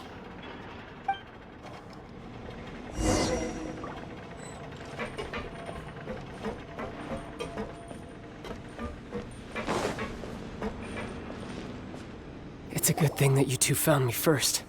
Looks like using the Foul Legacy transformation while I was still injured took more out of me than I thought. I have no idea what I'd do if Tooser saw me like this. Look at me, deflated as a burst balloon. As I recall, you have siblings too, yes? I figured that you probably wouldn't take me out in front of my little brother. Really milking this situation, huh? Like I said, I can never pass on an opportunity to test my limits. And that's why I, Tartaglia, am always getting stronger. Anyway, childhood dreams are all too easily shattered. Even if you just leave them be, they will fall to pieces all by themselves. So someone has to protect them, right? If you make a promise, you keep it. If you make a mistake, you apologize. And if you give someone a dream, you defend it to the end. That is what family is all about, isn't it? Remind you of something, did I? Quit the tough guy act already! You need to see a doctor right away, mister! A fine suggestion, but first, I have a little something for Tooser. Please give it to him on my behalf. Huh? Is this a Mr. Cyclops action figure? Indeed. I had made it to order by a smith some time back. I had intended to give it to him on my return to Snezhnaya, but it seems that it would make a better souvenir at this point. Wow. Now that Paimon thinks about it, Child's family are really lucky to have him, aren't they? I'll also need you to explain my abrupt departure to Tooser. You'll help me out, won't you?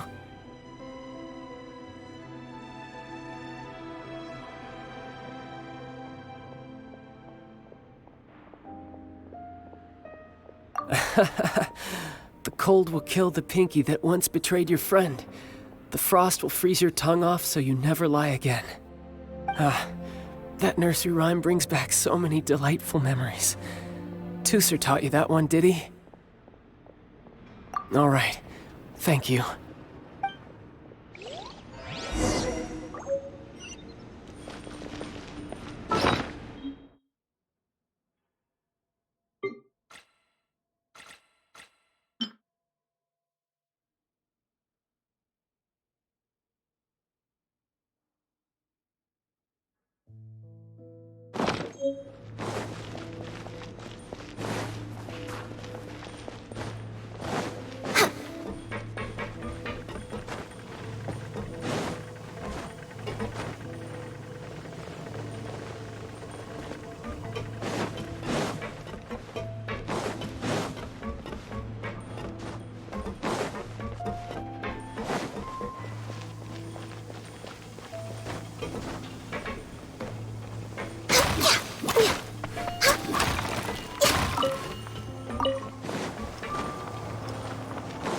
Next on the agenda...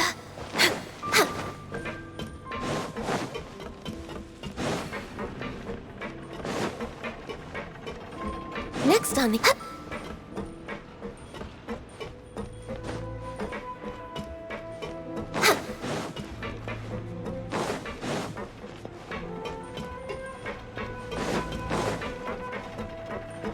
We're way behind schedule.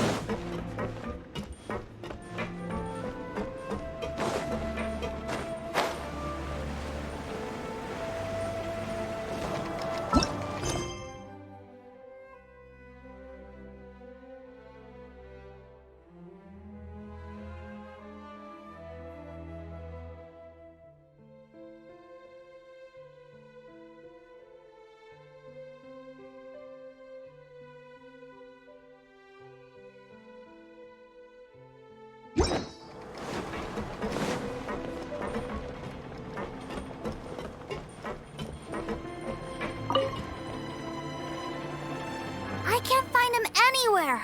Where did he go?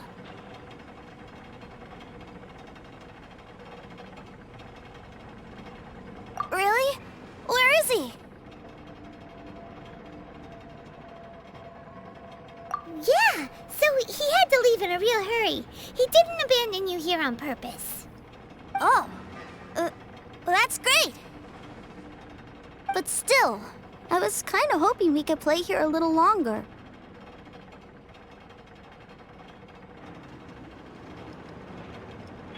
Wow, look at this! I never knew that they made Mr. Cyclopses in this size. Look, it even has my name on it. It's my very own Mr. Cyclops! You're really loving it, huh? You bet! My brother is the best big brother ever! You had a tour of Liyue, you met your brother, visited the Institute of Toy Research, and got yourself a souvenir. Now that's what we tour guides call the perfect trip. Do you think you're ready to head back to Snezhnaya now? Don't worry. I know I can't get my way all the time. That'd just be annoying for everyone else. So, let's go.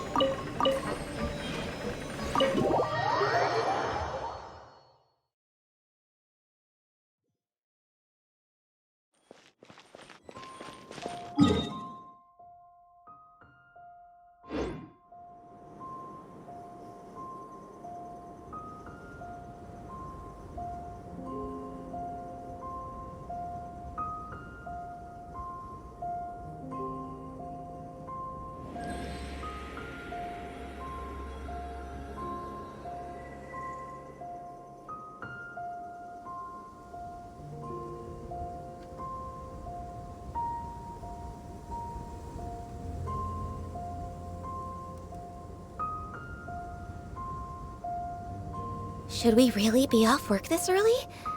There is still a lot left to do.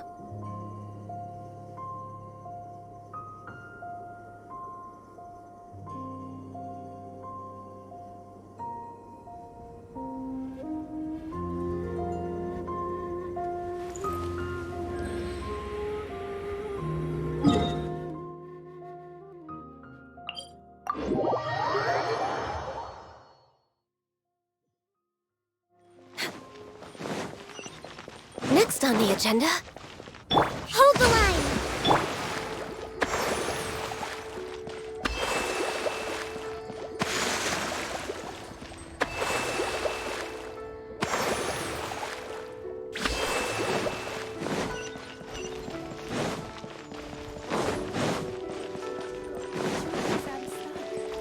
Next on the agenda...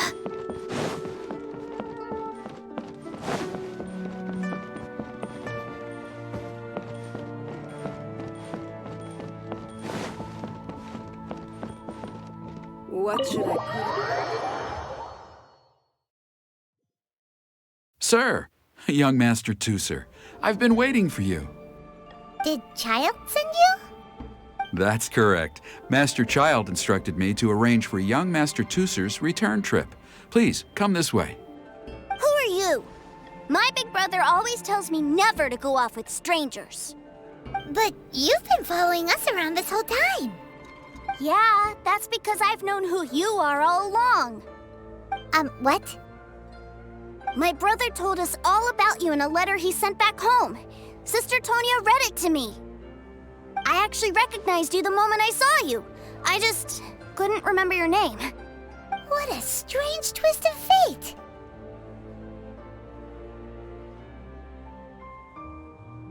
Not at all. In fact, he said that if he ever had the chance, he'd quit his job and join you on your adventures. Young Master Tooser, the boat to Snezhnaya will dock soon. We'd best prepare for boarding. Gee, time really flies when you're having fun. Well then, see you, Mr. Nice Guy. I'll wait for you back home. You definitely have to come visit Snezhnaya sometime. Yeah! Pinky promise, pinky promise! You make a pinky promise, you keep it all your life. You break a pinky promise, Paimon throws you on the ice. The cold will kill the pinky that once betrayed your friend. The frost will freeze your tongue off so you never lie again. It's a promise then. Bye-bye, Tooser. Have a safe trip.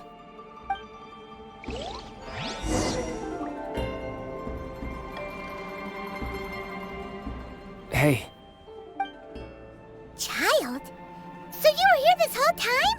What are you hiding for? Why didn't you come and say goodbye? Partings are special moments. If he spent his final moments in Liyue seeing me all haggard and weak like this, that's not a memory I want him to leave with. Still, it is a shame that I couldn't see him off by myself. I should have been the one taking him back. I do have subordinates to escort him, but I still feel a little uneasy. Jeez, don't you think you've spoiled him enough already? I can't quite explain it, but somehow I felt much more at ease leaving him in your care. And to think that not long ago we... Ah, yes, I almost forgot. Remuneration for your services, which I really couldn't have done without this time. Aha! So you do have a heart after all. One other thing. Don't forget our promise now. Let's have a rematch when we get the chance. This time, with my honor as a harbinger on the line. You best go rest up first. Don't come crying to us when you lose all over again. Regardless of who wins or loses our next bout, I'd also like to invite you over to my home. I'll introduce you to my other siblings, Tonia and Anthon. They're great kids, and I'm very proud of them both. We'll take you up on that offer. Mostly because we already made a pinky promise to Tooser. I'm sure that he'll be very excited to see you too. Well, that settles it. I'm looking forward to it. Now, farewell, my friends, till we meet again in Snezhnaya.